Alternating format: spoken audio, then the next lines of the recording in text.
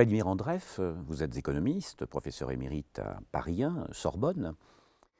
Pour commencer, j'aimerais vous poser une question, de circonstance.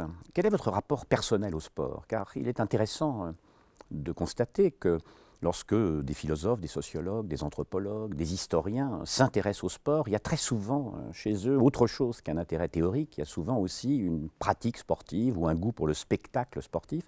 Et peut-être cela explique-t-il aussi que le sport, qui a été longtemps un objet assez négligé des études universitaires, soit justement pris très au sérieux par ces sociologues, historiens et économistes.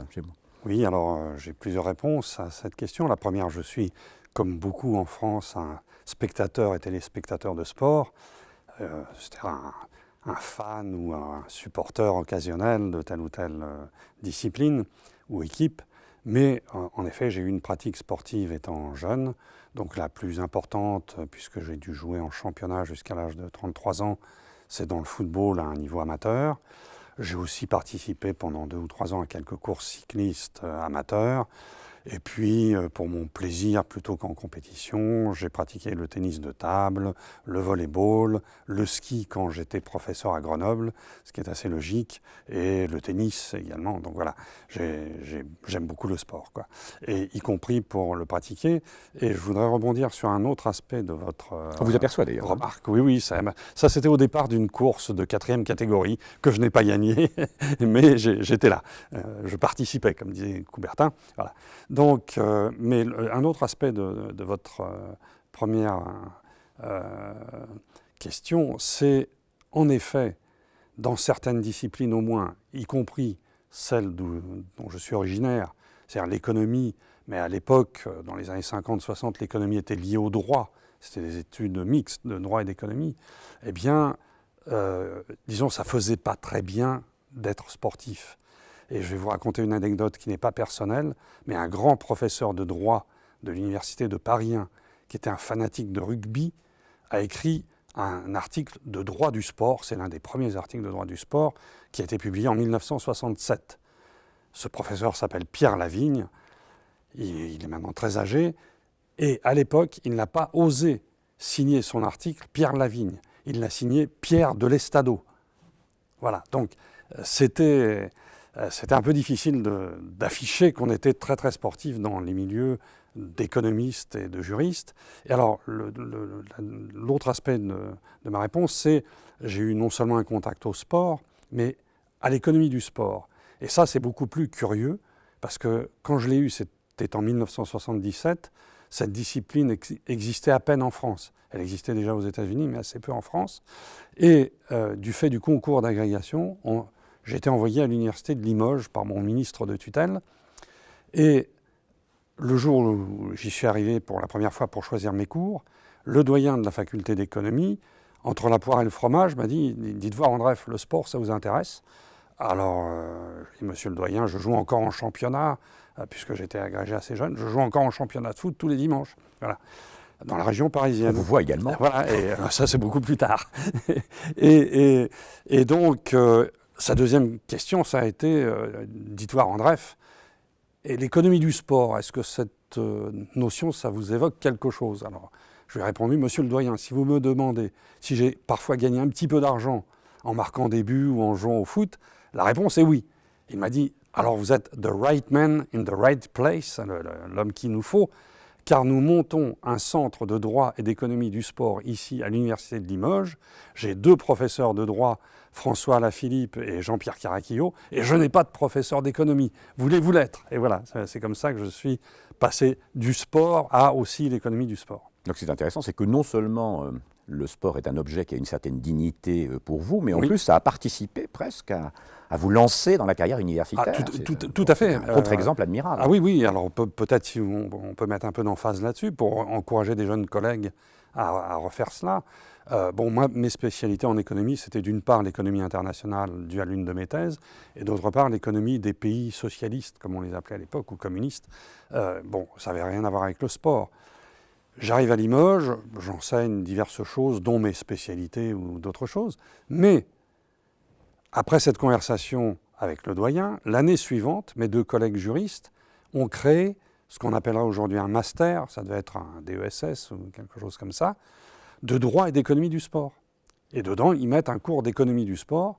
Et je me suis trouvé à enseigner le premier cours d'économie du sport en France, assurément, en 1978. Certains disent en Europe, ce qui est assez probable. D'autres poussent le bouchon en disant c'est le premier cours au monde. Je n'y crois pas, il y en avait déjà aux États-Unis. Voilà.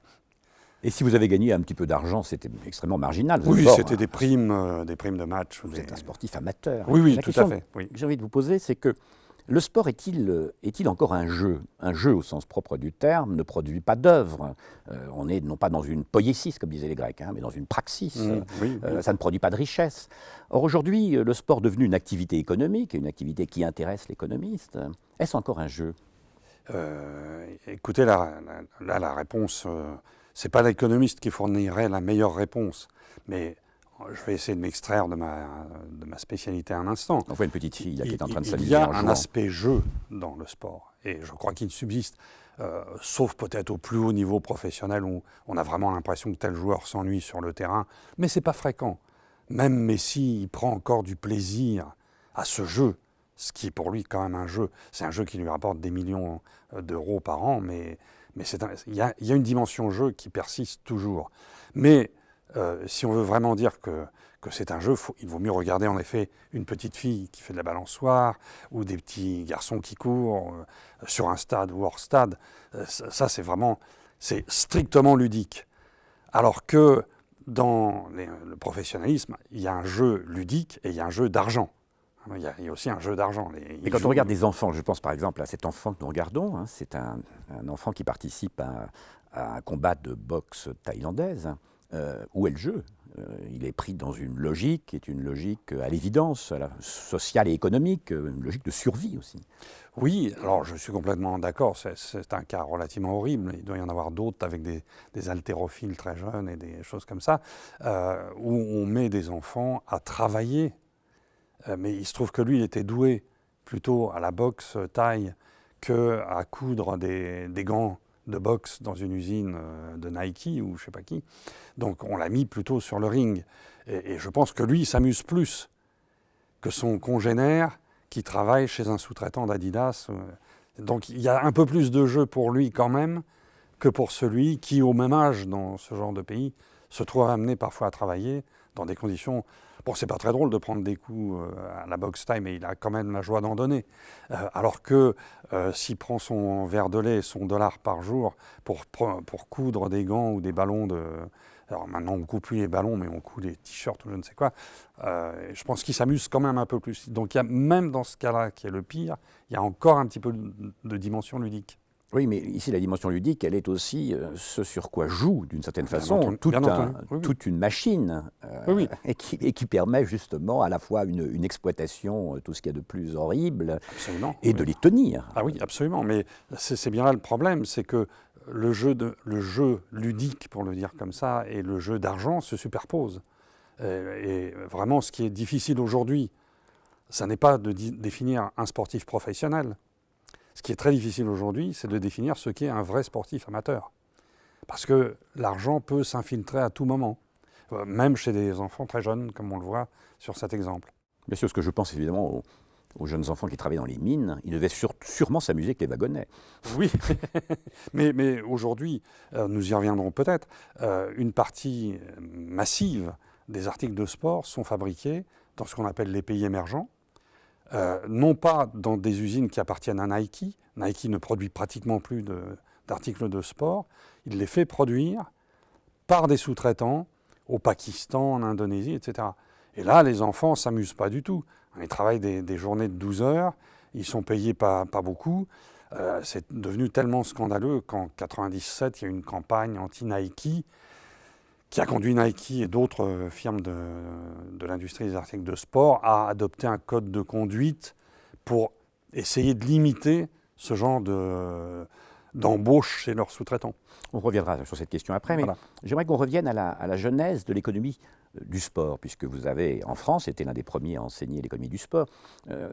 Cette économie du sport, elle suppose une certaine interdisciplinarité, sinon une certaine transdisciplinarité. Donc d'abord, j'aimerais que vous nous parliez de cette transdisciplinarité ou de cette interdisciplinarité, et peut-être aussi du fait que les ponts entre les disciplines mobilisées ont été, à certains égards, rompus par l'influence anglo-saxonne et des modèles exclusivement quantitatifs.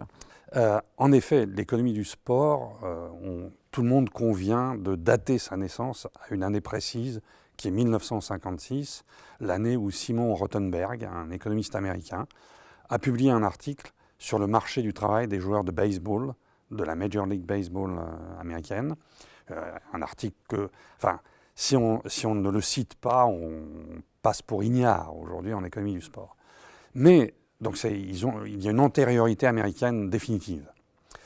Mais les Américains font de l'économie d'une façon bien particulière. Ils ne sont pas les seuls d'ailleurs à la faire.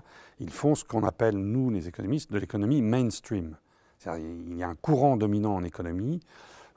Pour le faire bref, c'est un courant lié à ce qu'on appelle la théorie néoclassique d'inspiration libérale. Bon, mais il y a en économie d'autres courants, j'en citerai deux très brièvement. La théorie keynésienne, Keynes était anglais, il n'était pas américain, et puis la théorie marxiste. Alors Marx était européen, il parlait plutôt en allemand. Bon, donc il y a plusieurs courants en économie, et il se trouve que c'est un économiste libéral, néoclassique, mainstream, qui a eu l'idée géniale, le premier, d'écrire un article sur l'économie du sport, 1956. Alors pendant une quinzaine d'années, il n'y a pas eu beaucoup d'articles, même aux États-Unis. Mais en 1971, deux économistes américains, L. O'Leary et Kirk, ont écrit un article qui présente le premier modèle mathématique d'équilibre économique d'une ligue de sport professionnel, de sport d'équipe professionnelle. Alors ça, c'est vraiment la naissance parce que, comme vous le savez peut-être, l'économie ou la science économique s'est énormément mathématisée, en particulier dans son mainstream, à partir des années 70 précisément. Et donc il s'est créé tout un courant qu'on peut appeler anglo-américain, parce que les Anglais fonctionnent de la même façon, mais les Anglais se sont mis à l'économie du sport que dans les années 70, et dans tout cet horizon-là, on ne voit pas d'interdisciplinarité ou de multidisciplinarité ou de transdisciplinarité. Ce sont des économistes pur sucre, pur et dur. Et ils ne veulent pas se mélanger avec d'autres disciplines. En Europe, je dirais que d'une certaine façon, c'est plus intéressant. Ce ne sont pas les économistes qui ont créé l'économie du sport. Alors, je suis un peu la preuve du contraire de ce que je viens de dire, mais je vais tout de suite rendre hommage à quelques références que j'ai en dehors de l'économie proprement dite. Il se trouve qu'au moment, dans les années 70, en Europe, il y a des gens que je qualifierais plutôt de sociologues. Alors dans le cas des Français, ce sont typiquement des sociologues comme Christian Pocciello, qui doit être connu dans la maison, comme Bernard Michon à Strasbourg, comme Jean Camille à Lyon, qui étaient certes des sociologues, ou Camille un ethnologue s'intéressant au sport, faisant leur carrière sur la sociologie du sport, mais qui intégraient dans leurs analyses et dans les variables qu'ils prenaient en considération des variables économiques. Et donc un jour, Pocciello a pris contact avec moi en me disant « Moi, j'essaie de montrer que les joueurs de rugby ne jouent pas à tel poste ou à tel autre, et que dans les déterminants de leur choix ou de leur affectation à un poste, il y a des variables économiques. Par exemple, les postes nobles du rugby qui sont arrière et trois quarts, ce sont des professions libérales. Par contre, les tâcherons du PAC, c'est des agriculteurs, enfin, c'est des gars, c'est costauds, quoi. Ils ne travaillent pas dans une compagnie d'assurance, quoi. Et il me disait, tu vois bien, il y a des déterminants économiques, mais est-ce qu'on peut en dire plus? Et j'ai trouvé que la collaboration que j'ai pu avoir avec des gens comme Pocciello, Michon, Camille, etc., était très enrichissante. Et effectivement, c'était un dialogue interdisciplinaire qui a conduit au fait que le même mouvement s'est produit en Allemagne, en Italie, mais en France, il est très très fort, et très très fort aussi parce que beaucoup de sociologues du sport étaient très, très influencés par Bourdieu, différenciation sociale, mais nous, les économistes, on sait parler de différences économiques ou d'inégalités économiques, donc ça s'emboîtait bien d'une certaine façon. Et donc, il s'est créé dans les années 80, on va dire, par convergence de ces travaux, quelque chose qu'on a parfois appelé en France la socio-économie du sport. J'ai des collègues qui se disaient socio-économistes du sport, c'était souvent des sociologues intéressés par l'économie, ou des économistes critiques, c'est-à-dire hors mainstream, c'est-à-dire qui ne se reconnaissaient pas dans la théorie libérale, mais qui se reconnaissaient plutôt dans le marxisme à l'époque, ou dans la théorie de Keynes ou autre, ou dans les évolutionnistes, etc., qui disaient nous n'adhérons pas au mainstream, nous sommes critiques, et portons donc un regard critique sur la pénétration de l'argent dans le sport. Alors là, du coup, ils se retrouvaient très en phase avec les sociologues, qui portaient aussi un regard critique sur certaines dérives du sport, etc. Et donc, il y a eu cette socio-économie, ou parfois on l'a appelée aussi l'économie politique du sport. J'ai édité un ouvrage collectif en 89, intitulé « Économie politique du sport », dans lequel il y a des économistes, mais il y a aussi des sociologues, par exemple. Où il y a Marc Guillaume, qui est certainement un économiste de formation, mais qui a un spectre beaucoup plus large en fin de compte. Donc, parce que ce qui est intéressant, c'est qu'on retrouve déjà dans l'économie du sport les querelles d'école, les querelles de courant. Mais ce qui m'intéresse, c'est que l'interdisciplinarité, ce n'est pas simplement un parti pris, c'est aussi presque une nécessité, étant donné la complexité de l'objet. Absolument. Au sens où Edgar Morin parle de complexité, ça suppose un regard croisé entre des disciplines. Prenons l'exemple d'un marathon, par exemple. Un marathon, c'est certes une expérience, une épreuve sportive, mais qui mobilise pour l'étudier des approches extrêmement diverses, sociologiques, psychologiques, historiques, économiques. Oui. Mais tout à fait d'accord avec cette remarque. D'aucuns a dit que le sport était un fait social global et donc à la manière de Mauss. Toutes les sciences sociales devraient être concernées ou devraient en faire un objet. Donc l'idée d'un objet très vaste et qui devrait favoriser la coopération entre les disciplines est tout à fait juste. Elle est tout à fait juste, mais depuis le milieu des années 90, elle est assez largement récusée par les économistes, justement, parce que la fin de mon histoire de tout à l'heure, c'est que dans les années 90, il s'est passé 2-3 choses importantes qui ont rendu l'argent beaucoup plus influent sur le sport qu'avant. Alors j'ai juste cité l'arrêt Bosman, mais il y a des tas d'autres choses qui se sont passées dans les années 90, qui ont conduit à un intérêt accru des économistes pour le sport, y compris d'ailleurs parce qu'il y avait de plus en plus de budget pour confier à des économistes des études sur le sport. Donc si vous donnez à un économiste... vous lui promettez une bourse pour faire un peu de recherche, il y va. Hein. Vous avez un marathon nagé là qui est très spectaculaire. Ça c'est le fait global. Mais justement, les économistes ont un peu fait couler ça, si je peux me permettre ce jeu de mots, parce que dans les années 90, avec la pénétration de plus en plus forte de l'argent dans le sport, avec le développement vraiment très rapide des sports professionnels, la professionnalisation d'un nombre croissant de sports, les économistes ont été de plus en plus attirés vers l'analyse de ce fait. Et si vous regardez dans la population des économistes dans le monde, 80% sont néoclassiques libéraux. Même s'ils ne le sont pas idéologiquement. Mais méthodologiquement, ils font des modèles mathématiques qui doivent prouver qu'il y a un équilibre économique, etc. Le marxisme a régressé dans l'économie et la sociologie du sport comme ailleurs. Les keynésiens sont moins en cote qu'avant. Et donc, à partir du milieu des années 90, peu à peu, s'est instauré un dialogue qui n'existait quasiment pas entre ce que j'ai appelé les socio-économistes à l'européenne et les économistes du sport plutôt orthodoxes ou mainstream anglo-américains. Et il se trouve qu'on ne s'est pas trop tapé dessus quand même, parce que l'intérêt pour l'objet était tellement fort qu'on s'est supporté. Mais évidemment, il y a des querelles. Il y a des querelles à l'intérieur de l'économie du sport, mais on peut dire que la dominante aujourd'hui, c'est l'économie néoclassique. Donc l'économie, nous avons comme le font 80% des économistes dans le monde. C'est ça. Et l'économie, bon, nous comprenons qu'avec sa mathématisation, entre guillemets, voilà, avec le développement de l'économétrie... Qui l'autarcise. Voilà, qui l'autarcise un peu parce que, d'abord, elle devient un peu autiste. La science économique devient un peu autiste à cause de cette... Bon, elle se veut la seule science dure parmi les sciences molles, si je puis si je puis m'exprimer ainsi, ou la seule science dure parmi les sciences. Il n'y a de science que du mesurable. C'est du mesurable, il faut que ça mesure, ou si ça ne mesure pas, que ça construise un raisonnement logique le plus serré possible. Alors évidemment, pour serrer un raisonnement logique, il y a sans doute la philosophie, mais il y a surtout les mathématiques. Voilà. Alors justement, comme vous envisagez une économie du sport, vous avez envisagé la question de la comptabilité dans cette économie du sport. Et quels sont les enjeux et les problèmes d'une comptabilité proprement sportive, entre guillemets? Tout à fait. Alors, il faut rendre hommage à la première personne qui a fait Alors, je précise le mot comptabilité. Il y a la comptabilité de l'entreprise ou du club, qui est la comptabilité microéconomique, on pourra en reparler.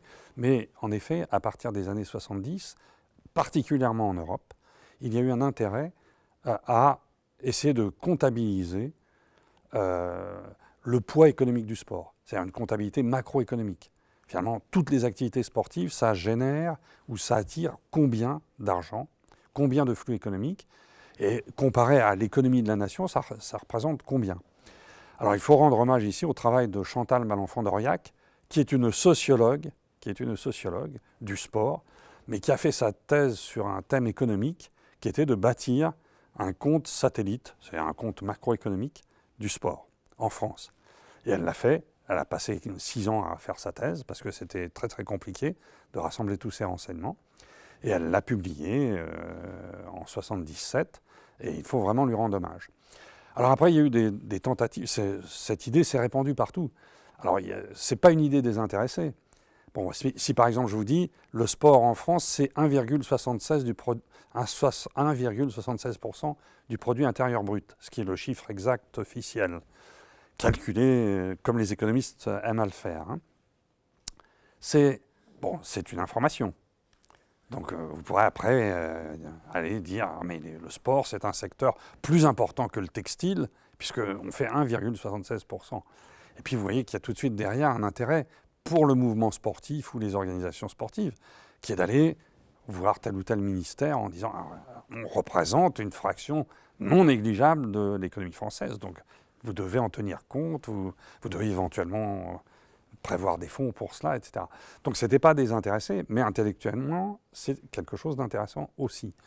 Et alors ça s'est répandu dans d'autres pays européens, à tel point que le Conseil de l'Europe s'est saisi de cette question dans les années 80 et a demandé à une équipe anglaise de réaliser une première étude pour rassembler des données aussi, enfin à l'époque elles n'étaient pas du tout homogènes, de rassembler des données sur le sport.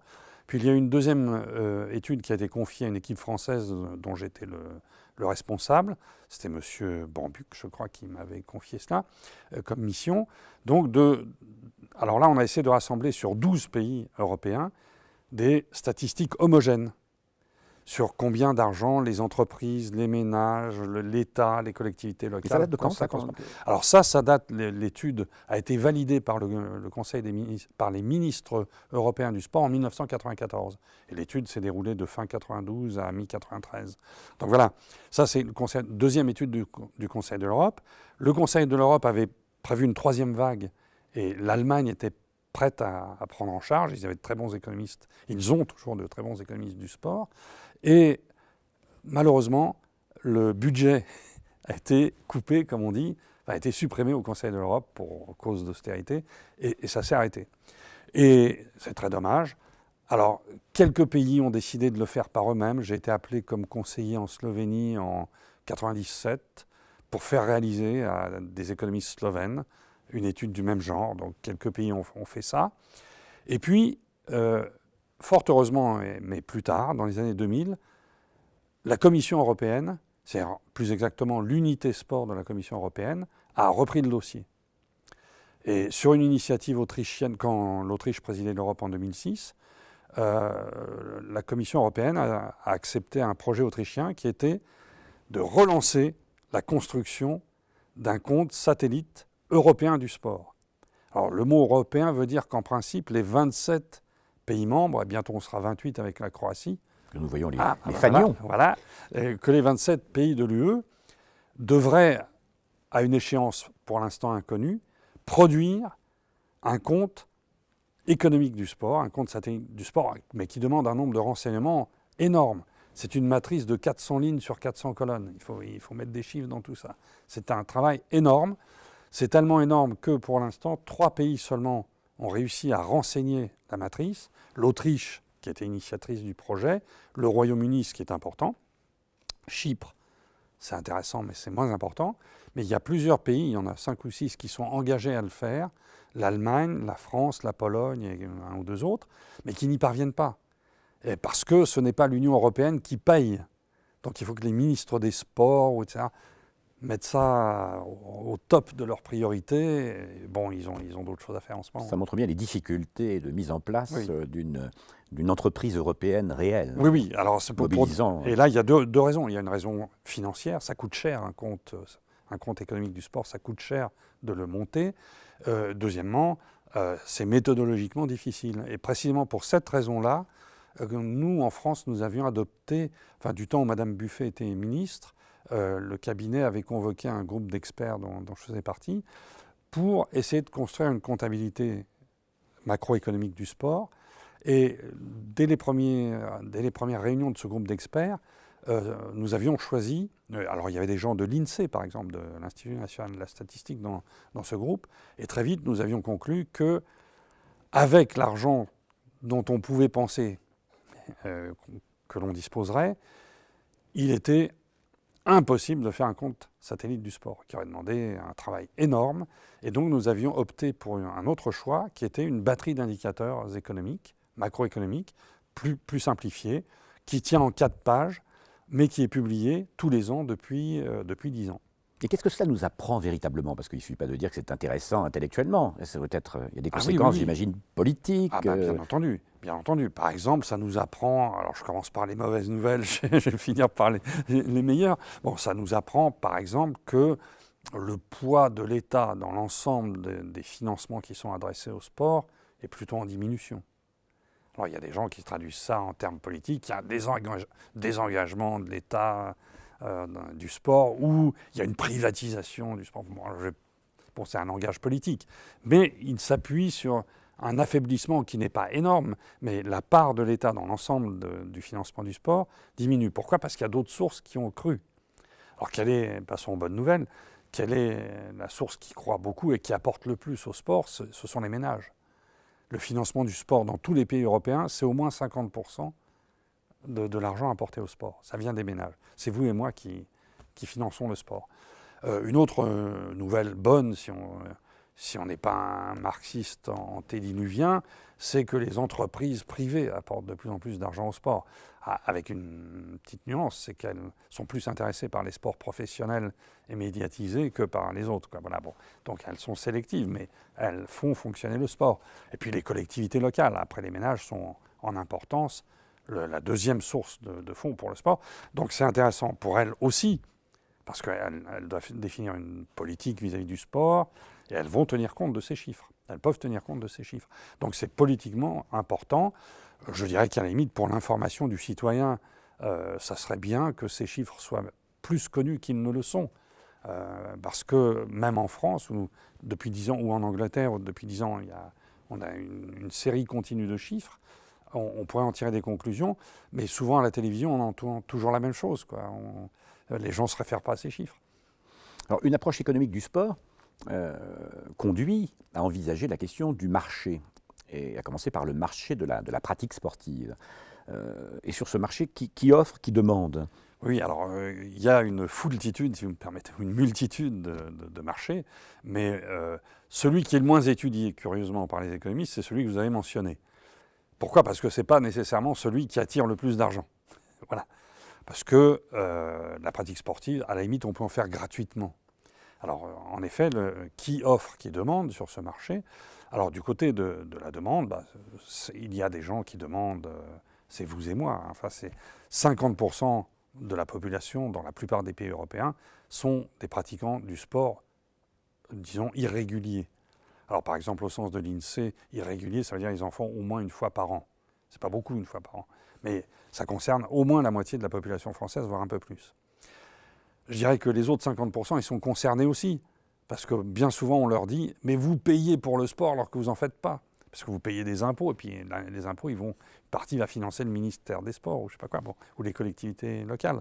Donc ça concerne tout le monde d'une certaine façon. Et puis d'un autre côté, il y a le vrai marché de la pratique sportive, c'est les 25% environ, c'est 20-25% selon les pays européens, de gens qui font régulièrement du sport. Donc la définition statistique de l'INSEE, c'est au moins une fois par semaine. Donc il y a un quart de la population française qui en fait une fois par semaine officiellement. En fait, il y en a plus que cela, parce que la définition de l'INSEE ne tient pas compte de ce que je vais appeler l'auto-pratique ou la pratique auto-organisée.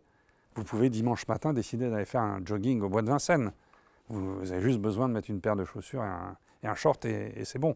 Et ça, vous n'êtes pas enregistré nécessairement dans les statistiques, parce que l'INSEE n'enregistre pas ça. Elle enregistre des pratiques organisées, on va dire. Donc il y a une partie du marché qui est une demande de pratique organisée. Il y a la pratique auto-organisée qui ne crée pas de marché, puisque vous décidez vous-même, vous achetez rien. Si vous achetez vos chaussures une fois, mais c'est tout. Et puis, il y a un autre secteur de pratique, et il y a une demande pour cela, qui est une demande de sport commercial. Il y a des gens qui aiment aller à l'aquagym, au club Méditerranée pour faire du sport, ou dans une salle de remise en forme, etc. Donc là, ils sont prêts à payer à l'entrée ou un abonnement pour avoir régulièrement accès à ce genre de service. Donc voilà la demande. Alors du côté de l'offre, eh bien, les offreurs ils sont immédiatement désignés. Il y a les associations sportives pour tout ce qui est le sport organisé associatif. Mais là, il y a eu une très grande évolution du marché. Quand j'étais enfant, ce marché, cette offre-là couvrait presque 100% de l'offre totale. Tout le monde avait l'habitude d'aller faire du sport dans une association. Aujourd'hui, c'est entre 50 et 60% de l'offre. Les 40% restants, c'est soit l'auto-organisation de l'offre, par soi-même, par celui qui le demande. Je m'offre à moi-même le sport que je demande. Hein. Et puis, il y a le secteur commercial qui a empiété. Donc, il y a 40% environ qui échappent aujourd'hui aux associations sportives. Et puis il y a d'autres formes de marché. Il y a le marché du spectacle sportif, par exemple, le marché de la performance. Alors, qui est beaucoup plus mondialisé, c'est peut-être aussi ce qui... Beaucoup plus que celui de la pratique, oui.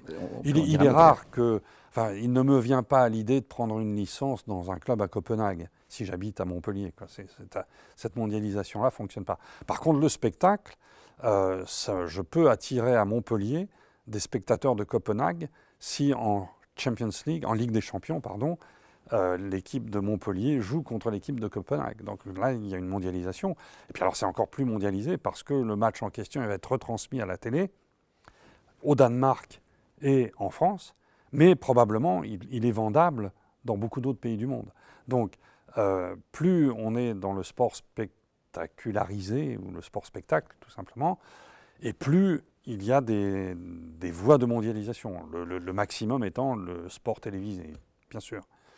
Et donc là, il y a des distinguos à faire entre le sport que je vais appeler le spectacle direct et le sport médiatisé. Le spectacle direct, c'est ce qu'on consomme dans le gymnase que l'on voit à l'écran ou enfin la salle de sport, la halle de sport plutôt que le gymnase, ou dans un stade de foot. C'est une enceinte dans laquelle on peut entrer en payant, ce qui procure des recettes au guichet pour l'organisateur de ce spectacle.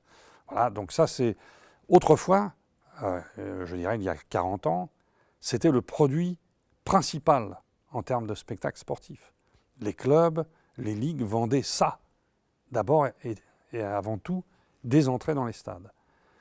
Et puis il y avait un produit dérivé qui est apparu dans les années, vers la fin des années 50 au niveau européen, et qui s'est vraiment développé dans les fin des années 60 et années 70, qui est la retransmission télévisée de ce que l'on voit à l'écran.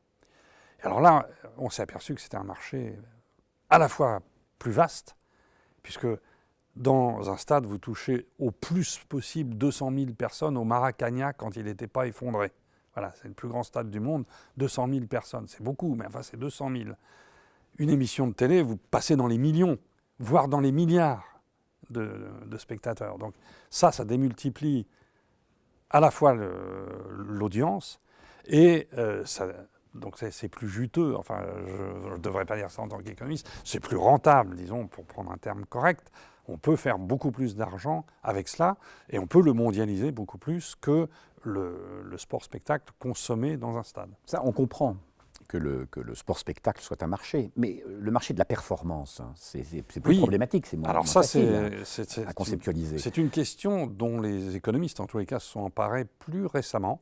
Le sport-spectacle est télévisé, on a écrit des articles depuis 30, 40 ans là-dessus. Par contre, il y a une question qui se pose vraiment, qui est est-ce qu'il y a un marché de la performance ? Est-ce que je peux vous vendre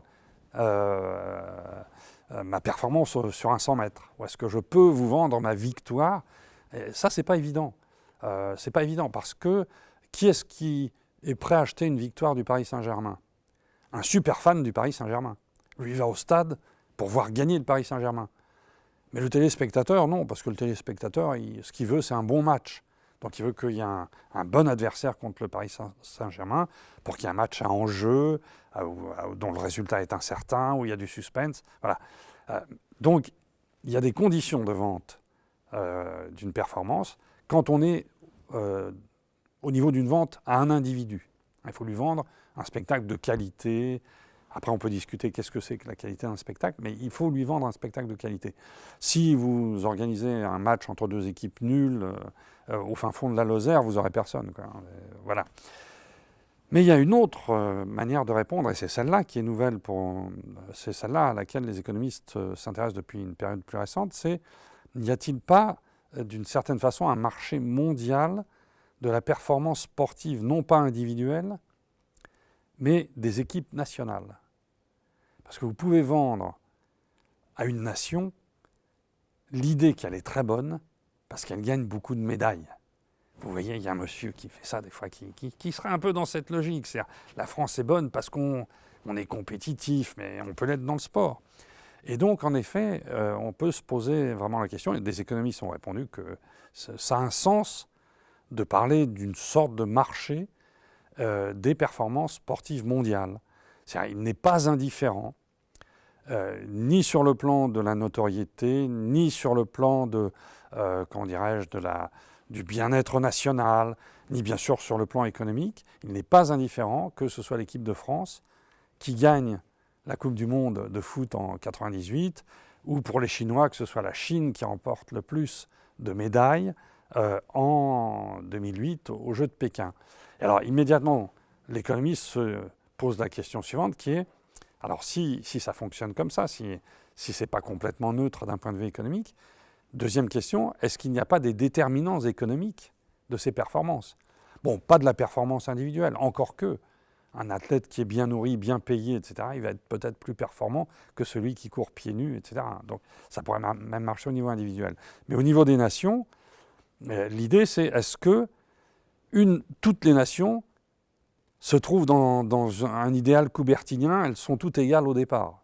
Et ça, un économiste ne peut pas y croire. Parce que dans les 200 nations du monde, il y en a qui sont très développées, il y en a qui sont développées, il y en a qui sont moyennement développées, il y en a qui sont sous-développées. Et quand on regarde le tableau des médailles, qui est-ce qui gagne ? Les 3/4 des médailles vont aux pays développés.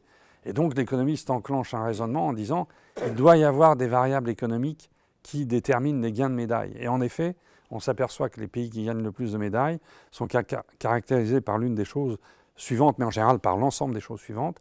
Ils ont un produit intérieur brut par tête, c'est-à-dire un niveau de développement assez élevé. Ils ont une population qui n'est pas microscopique. Le Luxembourg est très très riche, mais il ne gagne pas beaucoup de médailles. Ils ne sont pas très nombreux, les Luxembourgeois. Le fait d'être le pays hôte des Jeux va aussi être favorable aux gains de médailles. Le cas de Pékin est absolument exemplaire à cet égard. Et puis après, on peut trouver d'autres variables, par exemple, qui sont moins économiques, mais qui sont peut-être socio-économiques au moins. Il y a des pays qui se spécialisent dans certains sports. Il y en a qui ont une culture sportive d'un certain type. Donc les sprinteurs, ils sont en Amérique centrale et en Amérique du Nord. Les coureurs de fond, ils sont plutôt dans l'Est de l'Afrique. Les haltérophiles, ils sont dans les Balkans et en Turquie. Enfin, voilà. Et donc, si on intègre aussi ce genre de variables, on arrive à expliquer très bien la répartition des médailles entre les pays.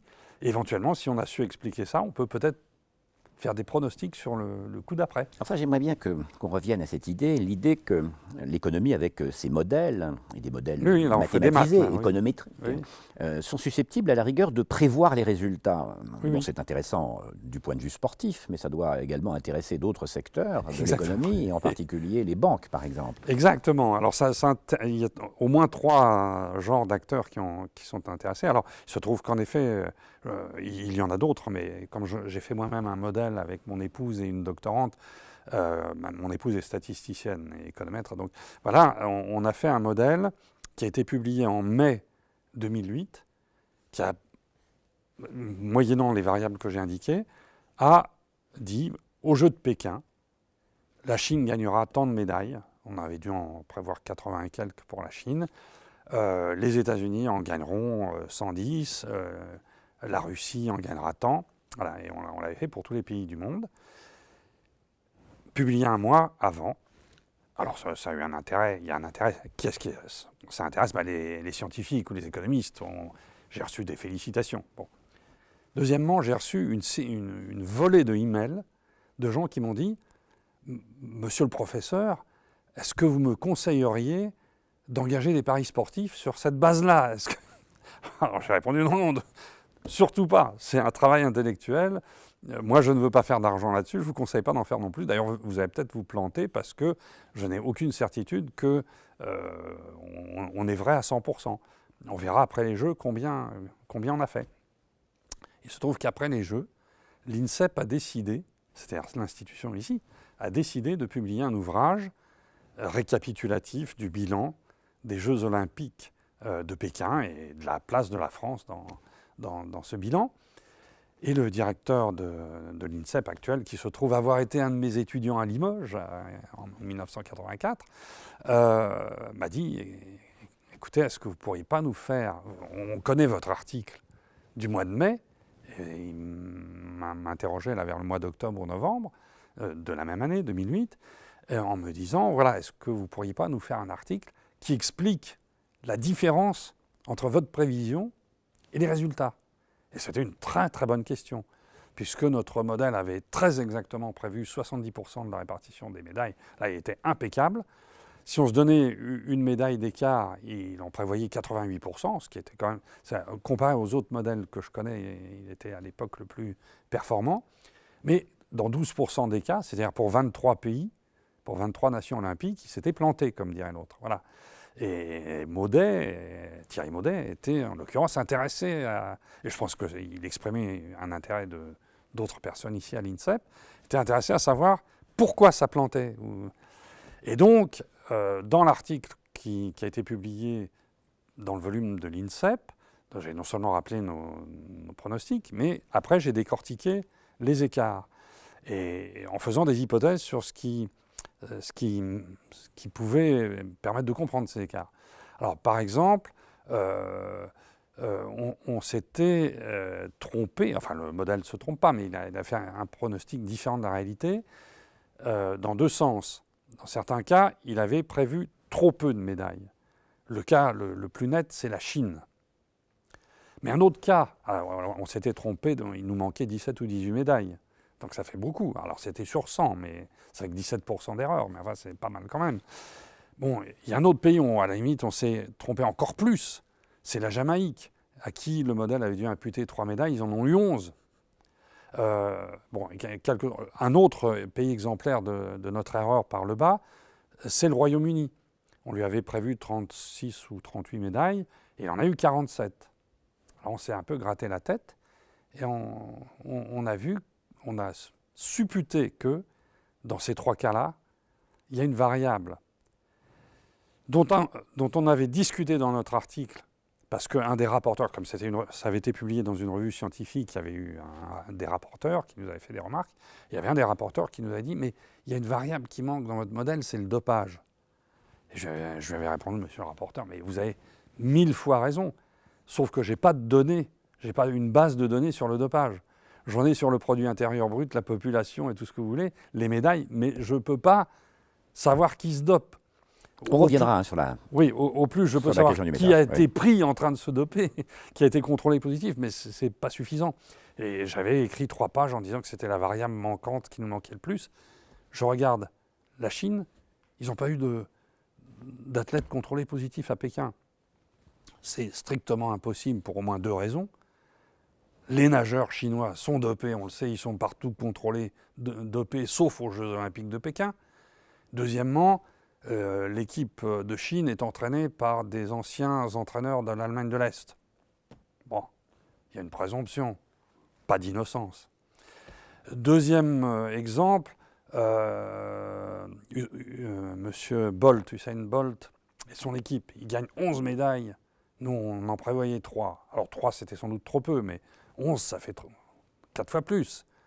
15 jours après, 2 coureurs de l'équipe jamaïcaine sont contrôlés positifs dans une autre épreuve. Présomption. Et puis, le cas de l'Angleterre, on observe que sur les 47 médailles anglaises, il y en a 12 ou 13 qui sont dans le cyclisme sur piste, qui est réputé un sport où le dopage a quand même sévi sérieusement par période. Donc, alors, on peut dire aussi, non, les Anglais préparaient déjà les Jeux de Londres, ils avaient une équipe musclée, bon, pourquoi pas. Mais ça ne vient pas des vélos, quoi, leur victoire, là, leur concentration de victoire sur les pistes cyclistes. Donc, il y a certainement le dopage, qui est une variable omise. On reviendra sur la question du dopage après. Et donc, si on veut voir l'écart, alors un autre écart comme ça, dans l'autre sens, on a prévu trop de médailles pour la Russie et pour la plupart des pays de l'Est. Pas tous, mais... Et pourquoi ? Parce que là, ces pays subissent le choc de la transformation de leur système sportif, de sport d'État qu'il était il y a 30 ans, en sport d'économie de marché. Et ça, il y a des coûts de transition difficiles, ils sont obligés de changer de méthode d'entraînement, ils ont moins d'argent, et certainement, on ne l'a pas assez pris en compte. Et continuons donc à explorer la chose sportive du point de vue de l'économiste. Économiquement, les grandes manifestations sportives, comme les Jeux Olympiques par exemple, sont déficitaires. Souvent déficitaires. On peut prévoir que les prochains Jeux le seront. À Londres, oui, ils le sont déjà. Et il y a une expression anglaise qui parle de la malchance de celui qui remporte, malédiction la malédiction de celui qui remporte les enchères. Voilà, alors, les économistes ne le disent qu'en anglais. Il y a une mathématisation et une anglicisation de l'économie, et donc de l'économie du sport. Donc le winner's curse. Et voilà d'ailleurs le stade. Ou la malédiction le stade de Londres. Du gagnant. Alors ça vaut, comme vous l'avez souligné dans votre question, ça vaut surtout pour les grands événements sportifs. Mais à la limite, ça peut s'appliquer même pour l'organisation d'un événement local. Mais ça ne prendra pas la même ampleur. Alors quelle est l'idée de cette malédiction du gagnant ? C'est que, prenons le cas des Jeux Olympiques que vous avez pris comme référence. Bon, les Jeux Olympiques, ils sont attribués selon un système qui est le suivant, qui est connu.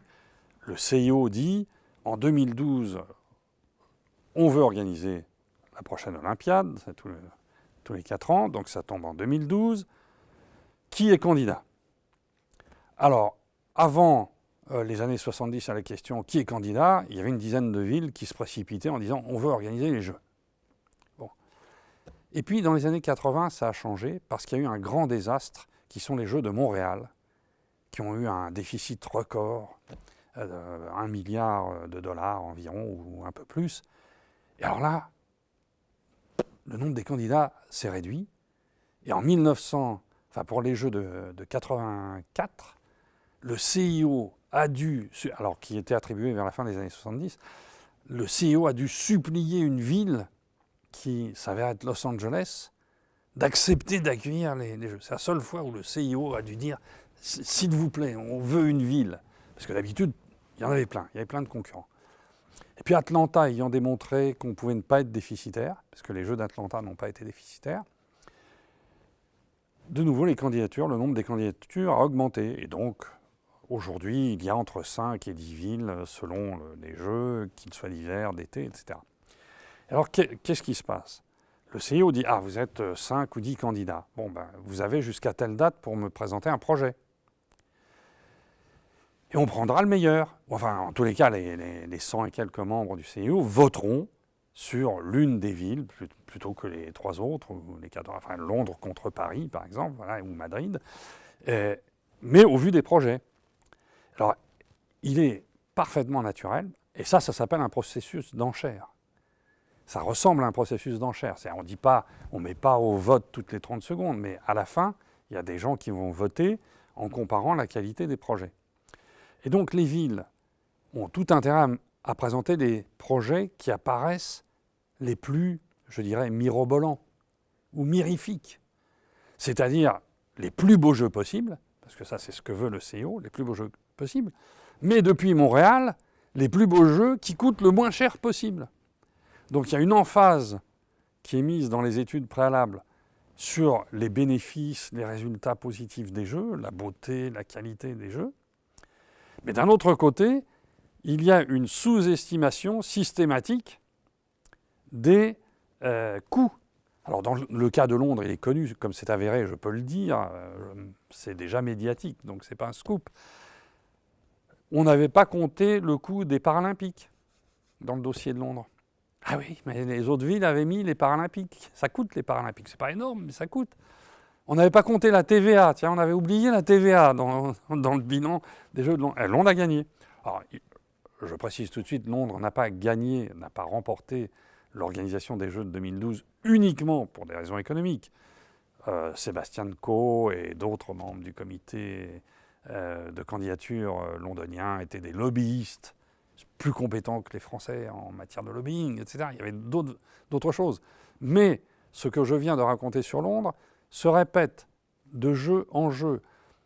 Et j'ai fait le recensement suivant, j'ai regardé la plupart des études, celles auxquelles j'ai pu avoir accès, c'est toujours comme ça. Il y a une étude qui... Alors, il y a deux exceptions à la règle que je viens d'énoncer. La première exception, c'est Atlanta. Atlanta n'avait pas de concurrent. Donc, il n'y a pas eu d'enchère ou de surenchère. Pardon, pas Atlanta, Los Angeles. Los Angeles n'avait pas de concurrent.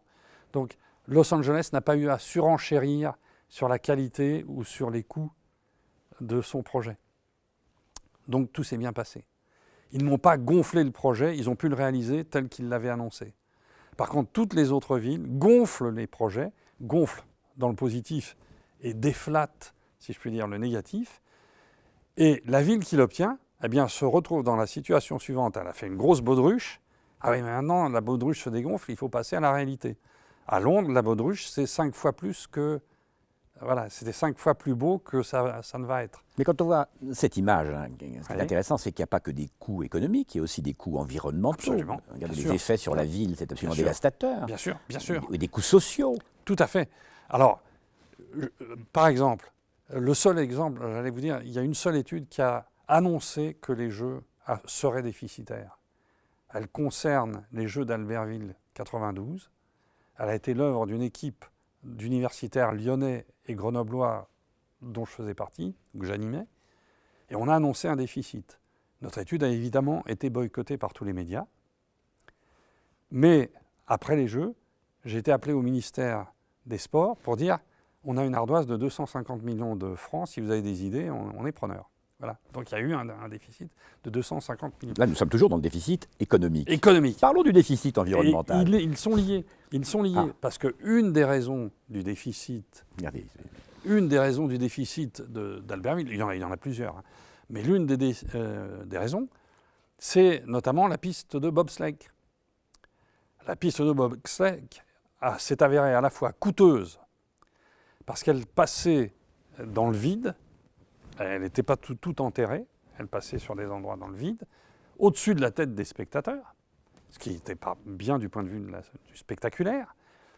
Mais c'est difficile de refroidir un truc qui est tout le temps dans le vide. Et on a fait couler de l'ammoniac pour refroidir la piste de bobsleigh. Ce qui est une folie écologique. Imaginez qu'il y ait eu une fuite, les spectateurs auraient reçu de l'ammoniac, c'est écologiquement dément. Et deuxièmement, c'était très cher. Donc les deux sont liés. Et donc, ça amène, votre question amène à un raisonnement un peu plus loin, en poussant un peu plus loin le raisonnement des économistes. En fait, ce qu'il faudrait faire pour faire de bonnes études préalables à l'organisation des Jeux ou de la Coupe du Monde, c'est un recensement non seulement des coûts monétaires, mais des coûts non monétaires dont la pollution à l'ammoniac, etc., font partie, ou la pollution urbaine, ou la destruction urbaine. On a détruit une partie du centre-ville de Pékin quand même pour mettre les Jeux. Hein. C'est pas rien d'un point de vue écologique. Donc il faut prendre en compte les coûts monétaires et les coûts non monétaires tels que la pollution, les embouteillages, les destructions, les gens qui sont déplacés en périphérie de Pékin, etc. Il y a des coûts non monétaires ou apparemment non monétaires de cela. Et pour les avantages, c'est la même chose. Les avantages, ce n'est pas seulement les recettes au guichet ou les droits de télévision. Bien sûr, ça tombe, c'est du côté positif du bilan. Mais il est possible, ce n'est pas toujours certain, mais il est possible que certains des équipements sportifs bénéficieront à la population de Pékin, de Londres, etc. Et sur 25 ans, parce qu'ils sont construits pour durer 25 ans. Donc ça aussi, il ne faut pas être que négatif, il y a aussi des aspects non monétaires qui sont des gains. Et pour faire ça, il y a un instrument qui est un peu technique, donc je ne vais pas développer sur la technique, qui s'appelle l'analyse coût-avantage ou avantage-coût, qui exige de prendre en compte tout. Alors je vais juste vous donner un exemple de la difficulté de cette méthode, c'est qu'il faut pouvoir mesurer en monnaie des choses qui ne sont pas en monnaie. Voilà, la pollution, ça n'est pas en monnaie, ou par exemple, vous habitez Londres, vous n'êtes absolument pas intéressé par les jeux, vous n'êtes pas intéressé par le sport, etc. Est-ce que néanmoins pour vous, ça a une valeur, positive ou négative, que la ville de Londres où vous habitez accueille les jeux? Voilà. Ça s'appelle, les économistes appellent ça dans un jargon qui est le suivant, la valeur de non-usage des jeux. Bon, les jeux ont une valeur d'usage pour ceux qui vont s'en servir, c'est-à-dire qui vont aller voir les épreuves, etc.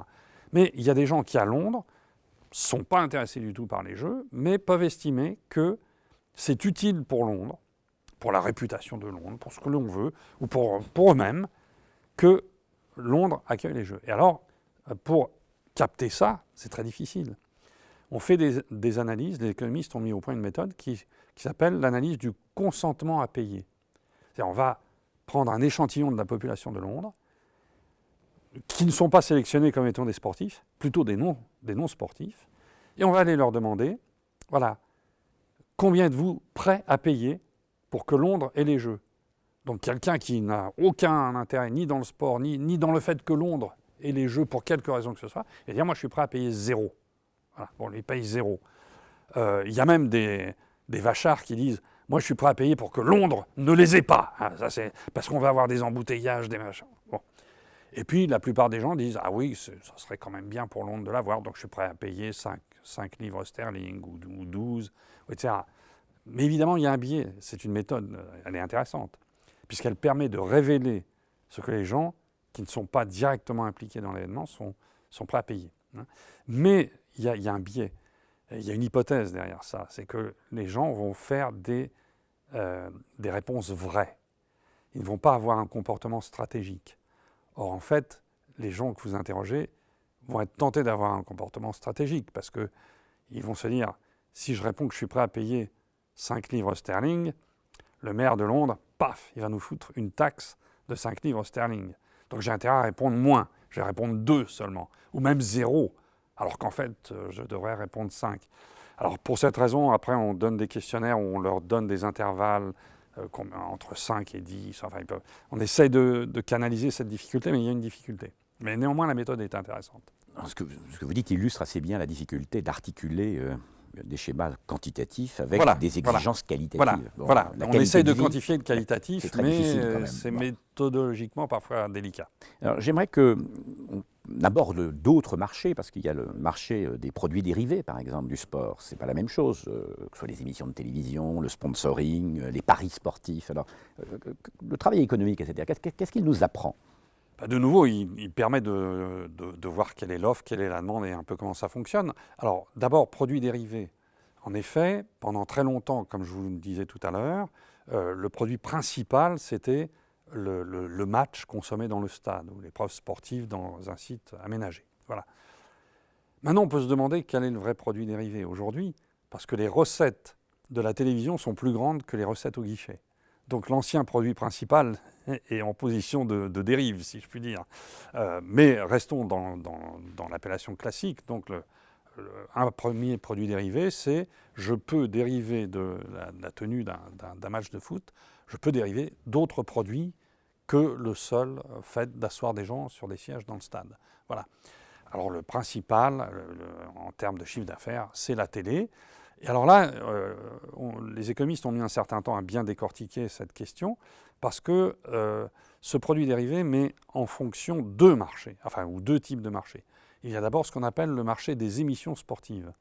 C'est un marché sur lequel la demande émane de ceux que je vais appeler les consommateurs, mais qui plus précisément sont les téléspectateurs. Il y a des téléspectateurs qui aiment voir du sport, puis il y en a d'autres qui préfèrent des films ou des émissions politiques. Voilà. Bon. Donc là, il y a une demande, et on peut mesurer la demande des téléspectateurs pour le sport par les taux d'audience que le sport réalise à la télé. Alors qu'est-ce que c'est le taux d'audience? Sur 10 émissions qui se déroulent simultanément, quel est le pourcentage que prend l'émission de sport? Voilà. Donc ça c'est un révélateur de l'ampleur de la demande.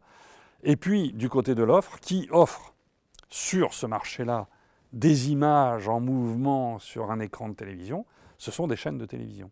Voilà. Ce sont des chaînes de télévision peut-être présentes sur le ballon, qui poussent parfois la sophistication jusqu'à être présents sur les équipements comme ici, ou à être propriétaires de clubs. Par exemple, Canal+ a été un temps propriétaire du Paris Saint-Germain, ou aujourd'hui encore M6 est propriétaire des Girondins de Bordeaux. Et c'est une stratégie qui se comprend du point de vue d'une chaîne, parce qu'elle capte sa source d'approvisionnement en images. Hein, si je contrôle les Girondins de Bordeaux, j'ai automatiquement les images des Girondins de Bordeaux, hein, si je suis M6. Voilà.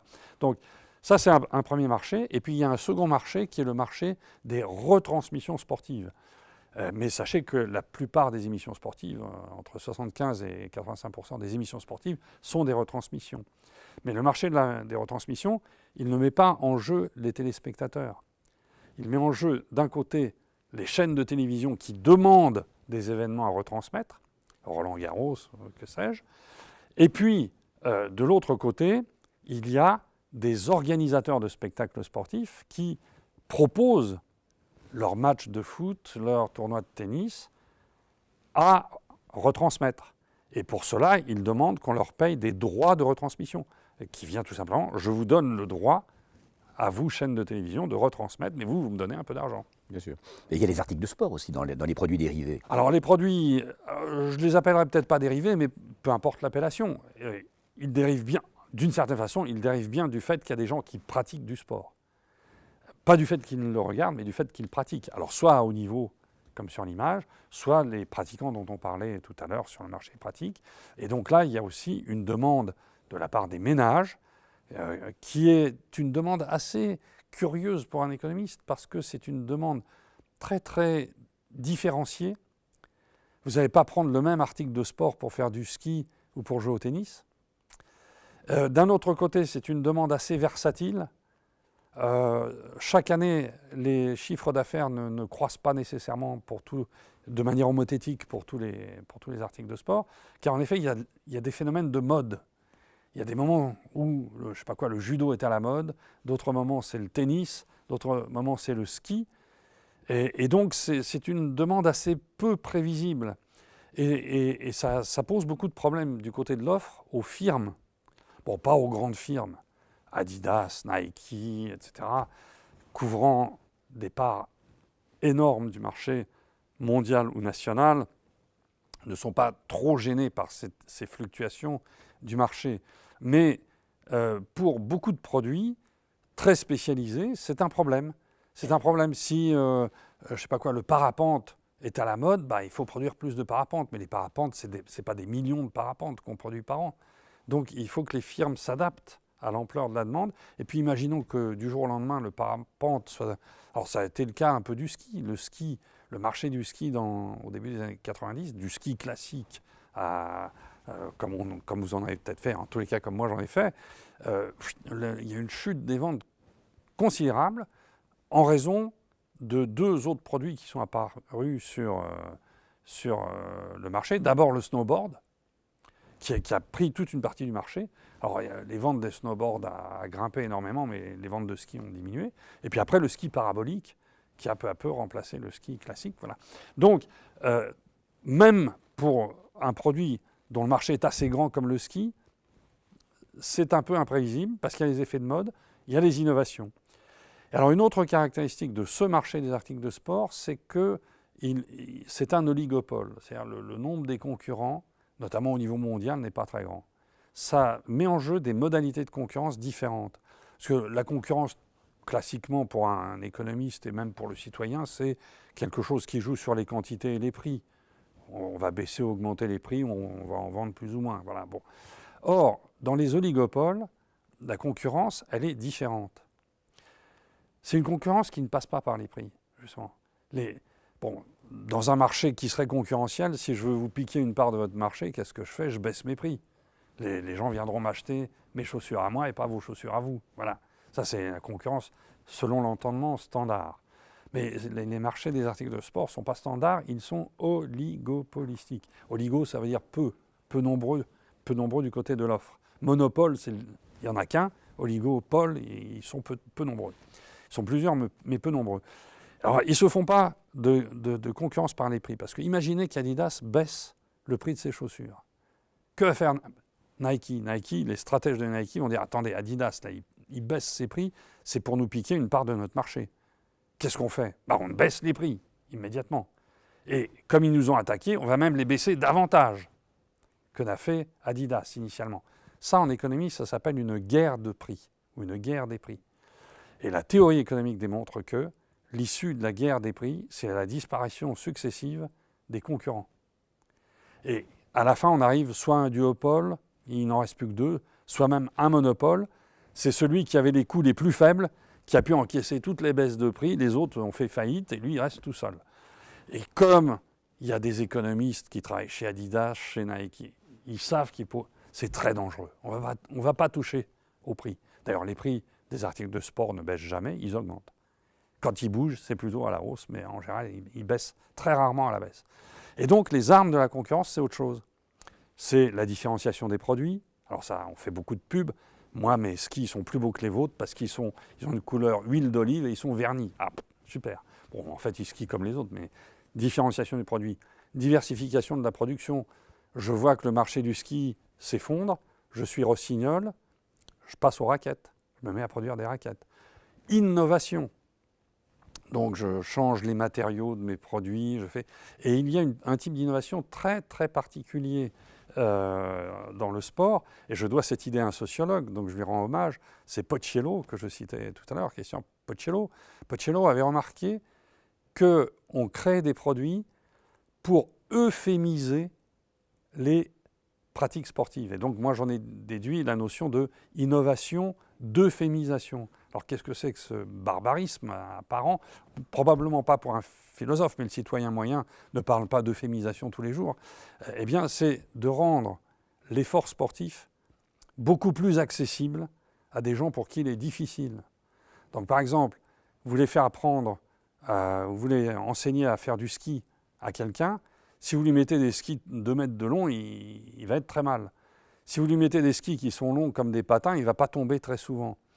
C'est une euphémisation du ski, le petit ski court. Le casque, c'est une euphémisation. Le casque de cycliste, c'est une euphémisation. Parce que je ne veux pas envoyer mon enfant faire du vélo tant qu'il n'y avait pas de casque. Ah, maintenant, on met des casques, bon, il peut aller faire du vélo. S'il tombe, il ne sera pas une fracture du crâne. Il aura peut-être quelques bobos, mais voilà. Donc, des innovations qui permettent de rendre le sport plus accessible aux gens âgés. La raquette grand ami, on rate moins la balle avec une raquette grand ami, etc. Voilà. Et puis, surtout, la dernière stratégie qu'ont les firmes en oligopole, c'est d'envahir les marchés étrangers. Donc c'est le commerce international de l'article de sport, et de l'envahir éventuellement par 2 autres stratégies. L'investissement direct à l'étranger. Je construis une usine de production de chaussures au Brésil ou je ne sais quoi. Et surtout, la sous-traitance internationale où Nike, alors là, c'est pas Nike, c'est Puma, mais Puma a été depuis lors absorbé par Nike, je crois, donc Nike reste d'actualité. Nike est la firme emblématique pour avoir fait de la sous-traitance internationale. C'est-à-dire de faire produire pratiquement 90% de ses articles de sport en Asie. Ils produisent presque plus rien aux États-Unis. Aux États-Unis, Nike est une firme financière et commerciale, principalement. Et elle a délocalisé, comme on dit aujourd'hui, elle a délocalisé toute sa production, non pas en créant des usines à l'étranger, mais en passant des contrats de sous-traitance avec des producteurs chinois, indonésiens, pakistanais. Et puis les grands sportifs portent les marques. Ils sont attachés à des marques et ils en assurent la promotion à l'occasion. On revient sur les retransmissions télévisées, etc. Absolument. Et la marque doit être vue. Alors évidemment, il y a un lien entre ce que vous suggérez, qui est le sponsoring, ou la publicité, mais dans le sport, la modalité s'appelle sponsoring, et la télévision. Puisque si je suis sûr que le match n'est pas télévisé, je suis dans les années 50, le match il se déroule dans le stade, il y aura en plus 20 000 personnes qui vont regarder, pour éventuellement voir ma marque, il me suffit de mettre des panneaux publicitaires statiques. Ils sont dans le stade, tout le monde les voit, tout le temps. Si c'est retransmis par la télé, le panneau publicitaire statique, il a un gros inconvénient, c'est qu'il n'est pas tout le temps dans le champ des caméras. Il n'est dans le champ des caméras que quand l'action de jeu passe devant ce panneau publicitaire. Et donc, on a intérêt à avoir un élément mobile sur le terrain qui peut être suivi par la caméra tout le temps. Et cet élément mobile, c'est le sportif. Il a des chaussettes, il a des t-shirts et on peut lui coller des marques dessus. Et c'est ça l'essence du sponsoring en français, qui est en fait un contrat par lequel une firme qui s'est adressée à un annonceur publicitaire demande des images. Donc l'annonceur publicitaire va aller voir un sportif ou un club et va lui demander des images sur lesquelles il y aurait l'emblème de la firme. Donc on va mettre l'emblème sur le t-shirt. Alors au début, qui a fait ça? Ce sont les industriels des articles de sport, bien évidemment, puisqu'ils étaient directement intéressés à vendre des chaussettes, des chaussures, etc. Mais très vite, ça s'est répandu. Toutes les industries aujourd'hui sponsorisent des sports. Et donc ça pose il y a quelques problèmes derrière le sponsoring. Donc l'intérêt, c'est ça, c'est si je veux que ma marque soit vue ou mon produit soit vu par des millions, voire des milliards de spectateurs, je fais du sponsoring et je passe à la télé. Et après, je compare que je suis passé tant de minutes à la télé parce que mon champion s'y produisait. Ça me coûte beaucoup moins cher que si j'avais dû payer les droits de télévision à une chaîne de télé. Vous voyez, c'est du gagnant pour la firme. Et en plus, elle est vue par des milliards de gens. Mais il y a un ou deux problèmes. Le premier problème, c'est l'adéquation entre l'image sportive et le produit qu'on veut vendre. Imaginez que je veuille vendre une marque. Je suis un constructeur automobile, je vends des voitures polluantes. Bon, je ne vais pas prendre un sport de pleine nature. Ça ne va pas le faire très bien, quoi. Ça ne s'emboîte pas terriblement. Ou je suis un producteur de vin. Je ne vais pas prendre quelque chose qui est un sport aquatique, quoi. C'est de l'eau. Alors bon, de toute façon, la publicité pour le vin et les alcools sont interdits. Mais voilà, donc il y a un problème d'adéquation entre le produit et l'image sportive qu'on essaie de lui associer. C'est plus ou moins crédible. Bon, il y a un autre problème, mais qui est mineur, qui est l'engagement des sportifs. Quand je suis sponsorisé, je m'engage à porter l'image du sportif.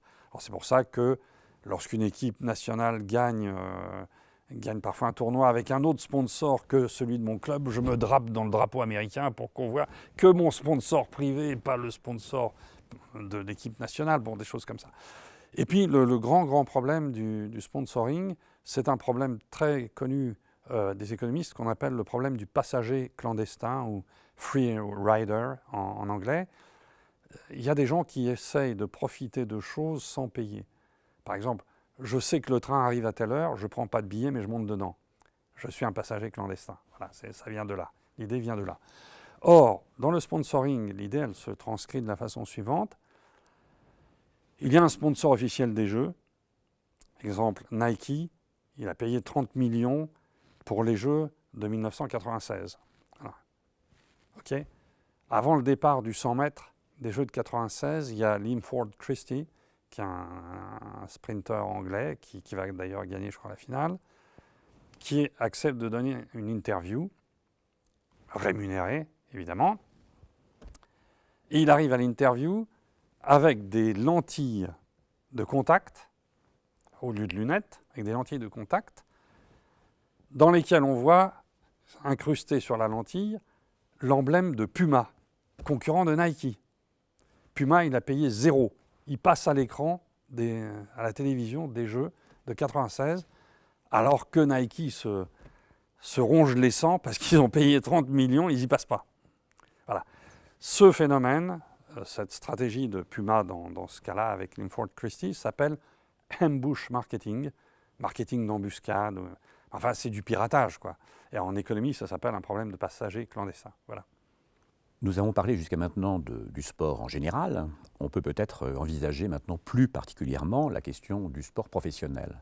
Rappelons que le sport professionnel, ça ne représente à peu près que 10% des sportifs, mais ça mobilise l'essentiel de l'argent du sport, comme d'ailleurs il occupe ce sport professionnel, l'essentiel du temps médiatique. Oui, il y a vraiment un clivage entre les deux. L'économie du sport, massivement, ce sont des non-professionnels, mais en concentrant parfois même moins de 10% d'individus, le sport professionnel attire beaucoup d'argent et surtout n'attire pas le même argent, si je puis dire. Le sport professionnel n'est pas subventionné par des fonds publics, fort heureusement, ou il l'est rarement. Par contre, il attire des capitaux privés, les gens qui cherchent de la rentabilité, et on peut en trouver dans le sport professionnel, y compris parce que c'est un des rares secteurs d'activité économique où il y a des gens qui acceptent de travailler sans être payés. Il y a des bénévoles et ça bénéficie, y compris, c'est fait pour développer le sport amateur, mais ça sert aussi à rentabiliser le sport quand on le vend. Et le sport professionnel est financé donc essentiellement aussi par les médias, voire par l'État, alors que le sport amateur est financé par les ménages. On en a dit un mot tout à l'heure. Oui, tout à fait. Les sources de financement sont asymétriques, on peut le dire comme ça. Qui est intéressé par le sport professionnel, et je dirais plus largement de haut niveau, parce que la différence est ténue? Les entreprises, bien entendu, concentrent leur financement là-dessus. Et puis, l'État aussi. Et on revient un peu à gagner des médailles. L'État, il est intéressé à gagner des médailles, il est donc intéressé à mettre des fonds dans la préparation des sportifs pour qu'ils parviennent à le faire. Mais s'il n'y a pas une disproportion entre l'argent investi et cette part de sportifs concernés, est-ce qu'il n'y a pas une disproportion? Bien sûr, je ne crois pas qu'un économiste ait fait ça à ce jour, mais si on regardait, si on essayait de faire un calcul du montant d'euros par tête de sportif attiré dans le sport pro et attiré dans le sport autre, il y aurait une différence gigantesque. Personne ne l'a jamais fait comme ça. On peut voir un petit peu cette différence dans une très vieille étude que j'ai faite en 80, où je m'étais aperçu que dans le budget des sports du ministère, il y avait beaucoup plus d'argent qui allait vers les fédérations olympiques que vers les non-olympiques, par exemple, par tête de sportifs. Donc en effet, l'État a cette stratégie, et je pense que les firmes privées, bien plus encore. Surtout quand on compare d'autres activités, entre guillemets, culturelles. Par exemple, les arts ne bénéficient pas de ces avantages considérables, de ces mobilisations d'argent considérables. Oui, alors je serais peut-être un peu moins pessimiste. Le 7e art attire quand même encore pas mal d'argent et de monde. Mais une petite comparaison à ce sujet. Par exemple, qu'est-ce qui fait que le sport professionnel, notamment, attire comme ça beaucoup d'intérêt et d'argent? C'est que ça ressemble à un film, mais dont le scénario n'est pas écrit. Et le scénario peut être... Tout peut arriver, disons. Entre la première minute d'un match et la fin d'un match, tout peut arriver, et c'est ça qui rend ce spectacle tellement attractif et que l'on peut gagner tellement d'argent là-dessus. Habituellement, on traduit ça par la glorieuse incertitude du sport. Enfin voilà, le scénario n'est pas écrit. Mais c'est vrai, par exemple, que, je sais pas, la formation des jeunes pianistes, des jeunes violonistes, si on fait une Oui. comparaison, Oui. Alors sans vouloir tout confondre. certainement, la formation d'un pianiste est certainement plus longue et plus coûteuse, certainement plus coûteuse que celle d'un footballeur professionnel, encore que maintenant on met en place des mécanismes de formation un peu plus coûteux et plus organisés. Mais vous avez des joueurs de football qui spontanément sont très doués, il n'y a pas besoin de les former de façon énorme, et néanmoins, ils vont à la fin du compte devenir plus célèbres que le pianiste, et surtout gagner beaucoup plus d'argent que le pianiste, puisque l'on sait qu'aujourd'hui, dans les gens les mieux payés, par exemple en France, il y a des PDG, des superstars du sport, et puis quelques artistes de cinéma. Et l'économiste, alors, quand il prend en vue cette situation, c'est-à-dire cette disproportion, au fond, des investissements d'État dans quelques activités phares, Oui, aux dépens, principalement. Oui. au football, aux dépens éventuellement du développement de la pratique sportive, d'ailleurs plus générale pour tout le monde, et pour les autres activités culturelles, est-ce que ça... Disons que c'est un problème qui sensibilise l'économiste plus ou moins selon qu'il est plus ou moins citoyen, etc. Mais je dirais que c'est surtout un problème politique. C'est vraiment un choix de politique générale, de politique économique pour un gouvernement. Combien je vais mettre plutôt sur le cinéma, la peinture ou sur le sport. Or, de ce point de vue, malgré tout, le budget des sports, il est très très petit. Il est très très petit. Il n'a pas mangé le budget des autres. Mais ce budget, dans ce budget, la part d'événements comme, je ne sais pas, par exemple, la participation de la France aux Jeux Olympiques ou des choses de ce genre, est-ce qu'il n'y a pas quelque chose, un déséquilibre au fond extrêmement à la fois inquiétant et dangereux, et surtout le fait que, y a-t-il en France un homme politique qui se permettrait de contester ou de remettre en cause cette vision Certainement pas, certainement pas. Juste deux choses pour répondre brièvement à la question. Dans plusieurs études, on a montré, y compris dans les miennes, qu'il y avait une très bonne corrélation entre l'argent affecté au sport par l'État, parce que l'État peut l'affecter je sais pas quoi, au sport de masse, etc., et puis aussi au sport de haut niveau. Donc il y avait une très forte corrélation entre l'importance des fonds affectés au sport de haut niveau et le nombre de médailles olympiques gagnées, par exemple. Donc ça montre bien que l'État a cette préoccupation. Et puis alors, une deuxième, pour répondre à l'autre aspect de votre question, y a-t-il un homme politique qui aurait le courage de changer un peu cet état de choses ? J'ai le pessimisme de penser que non. Juste une anecdote, alors c'était pas en Europe, c'était en Afrique, mais l'UNESCO m'a un jour demandé de faire une conférence devant les ministres africains des sports en 1992.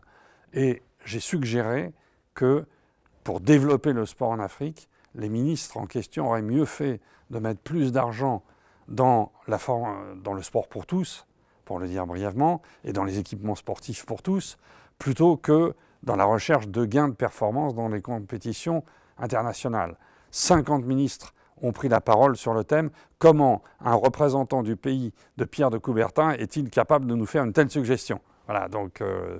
et on utilisera éventuellement même Pierre de Coubertin pour maintenir l'état de choses ambiant. J'aimerais qu'on revienne donc à l'économie plus stricto sensu.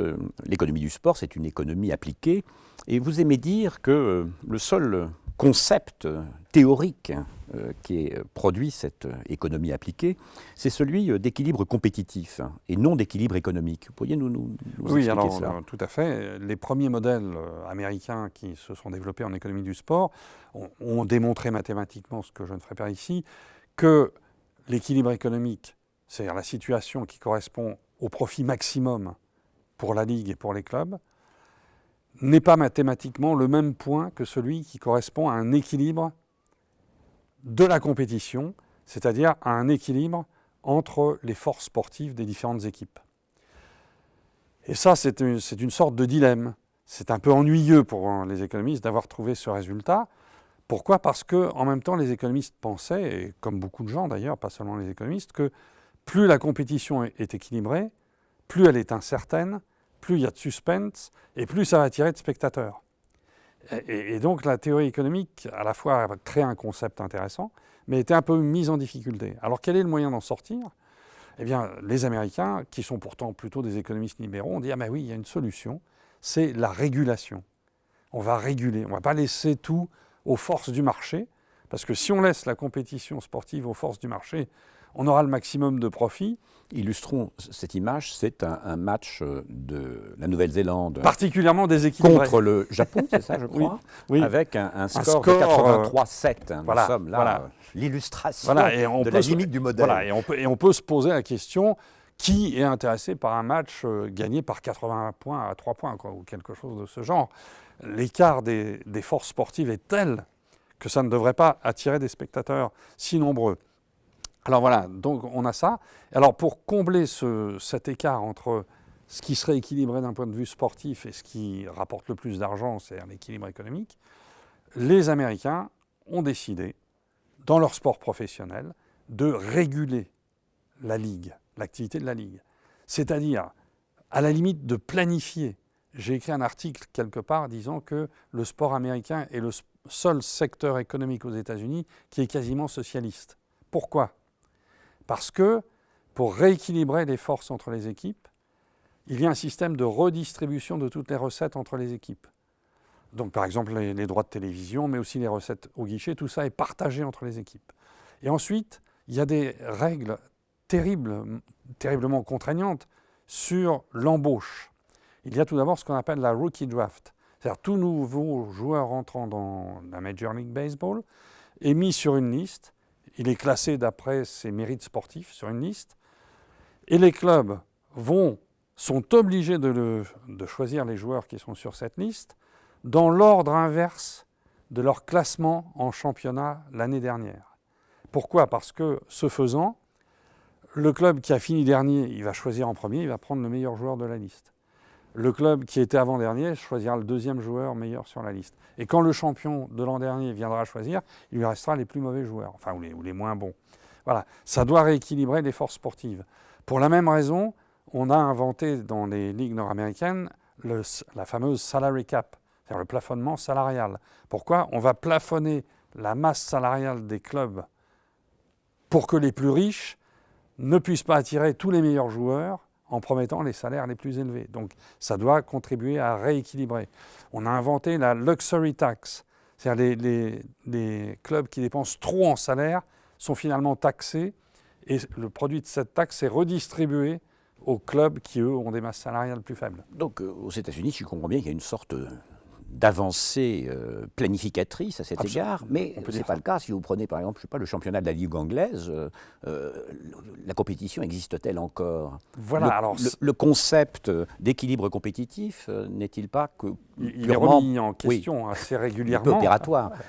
Oui. Et alors là, c'est une comparaison qui est très très intéressante sur le point que vous indiquez, c'est que les ligues européennes, y compris anglaises, étaient beaucoup plus régulées naguère qu'elles ne le sont depuis 1995. Par exemple, en matière d'embauche, il y avait une régulation très forte qui a été cassée par l'arrêt Bosman, mais on ne pouvait pas, par exemple, aligner le nombre que l'on voulait de joueurs étrangers sur le terrain. C'était seulement 3 plus 2, etc. Il est à l'image. Ah, voilà, à Bosman. Et donc, avant cet arrêt Bosman, les ligues européennes... On peut peut-être préciser de quoi il s'agit. Oui, alors l'arrêt Bosman, c'est ce joueur qui voulait quitter un club belge pour revenir jouer à Dunkerque. Et il a été victime de ce qu'on appelle une clause de réserve ou un système de transfert et de réserve. Le club peut empêcher le joueur de partir et lui proposer de jouer un salaire défini par le club. Et Bosman trouvait que ce salaire, qui était proche du SMIC, était insuffisant. Il voulait partir à Dunkerque. Et le club belge s'y étant opposé, Bosman s'est porté devant une cour de justice et il a dit c'est contraire aux règles européennes sur la liberté de circulation des travailleurs. Et après des rebondissements divers et variés, en 1995, la Cour de justice européenne a tranché en décembre 1995. Bosman avait raison. Il y avait une infraction du sport vis-à-vis de cette règle européenne. Et donc, depuis, il y a une jurisprudence Bosman. Si un club cherche à empêcher un joueur de bouger, il est dans l'illégalité et il sait qu'on va lui appliquer la jurisprudence Bosman. Donc, en fait, aucun club ne le fait plus. Et donc, il y a une libre mobilité des joueurs. Donc, l'effet de l'arrêt Bosman, il y en a deux. C'est la dérégulation des ligues européennes comparées aux ligues américaines dont je parlais tout à l'heure. C'est beaucoup moins régulé, en particulier sur l'emploi. Et deuxièmement, c'est une mobilité des joueurs beaucoup plus grande. Les joueurs américains bougent entre le Canada et les États-Unis, hein, grosso modo, et Porto Rico éventuellement, mais voilà, pas plus loin. Alors qu'il y a un marché mondial des footballeurs, depuis Larry Bosman, ou des basketteurs d'ailleurs, plus ou moins. Et puis, l'autre chose, c'est un impact sur les salaires. On a parfois certains économistes ont parfois écrit que Larry Bosman a eu comme conséquence l'inflation des salaires. Ça n'est pas tout à fait exact, c'est en partie exact. Ça a permis, en effet, aux joueurs les plus talentueux de jouer sur la concurrence entre les clubs de tous les pays du monde. Et pour les superstars, l'arrêt Bosman s'est traduit par une hausse des salaires, mais pour eux seulement. J'oserais pas dire qu'il y a des tâcherons du football, mais disons pour les joueurs moins cotés, d'une certaine façon, il n'y a pas eu, malheureusement pour eux, d'une certaine façon, cet effet très positif sur leur salaire. Donc on peut se demander, enfin constater que, ce qui semblerait assez banal de dire que le sport est à l'image de nos sociétés et des valeurs, entre guillemets, ou des pratiques de nos sociétés, mais on peut se demander, c'est une remarque que faisait Michel Serres d'ailleurs, si les sociétés ne finissent pas par intégrer les valeurs du sport et de ce sport-là, c'est-à-dire ce sport investi à la fois par l'idéologie du qui va gagner, Absolument. mais ce qui va gagner est assez biaisé, puisque au fond la compétition n'est pas véritablement libre, entre guillemets, plus l'argent enfin, qui entre en jeu. Bien sûr. Alors, un des effets indirects de l'arrêt Bosman et d'autres dérégulations, c'est qu'en effet, il y a une concentration des richesses sur quelques clubs qui sont capables d'acheter les meilleurs talents ou les meilleurs joueurs et qui, de ce fait, vont gagner les compétitions. Gagnant les compétitions, ils vont gagner beaucoup d'argent et ils vont pouvoir repartir dans une course aux armements pour avoir les meilleurs joueurs. Donc il y a une sorte de cercle vertueux pour eux, mais qui est un cercle vicieux pour ceux qui ne peuvent pas y participer. Et quand vous regardez les clubs anglais, c'est toujours les 5 mêmes qui finissent en tête de la Première Ligue ou qui sont qualifiés en Champions League. C'est la même chose en Espagne, on y retrouve toujours le Real Madrid et Barcelone, et c'est la même chose en Italie. Bon, en France, on était un petit peu moins affecté par ce phénomène, sauf pendant 7 ans où Lyon a gagné d'affilée le championnat. Donc on a toujours ce déséquilibre. Et l'autre aspect de la question, mais je l'ai oublié depuis, c'est... Non, c'est le fait que les valeurs du sport, oui, finalement, sont réintégrées par la société. Oui, et il y a une sorte d'homologie, en effet, aujourd'hui. Je ne sais pas si c'est le mot qu'aurait utilisé Michel Serres, mais entre la société et le sport. Il y a à la fois la méritocratie qui s'est développée un peu partout. Or, le sport, surtout professionnel, est assez méritocratique. Il y a la concentration des gains.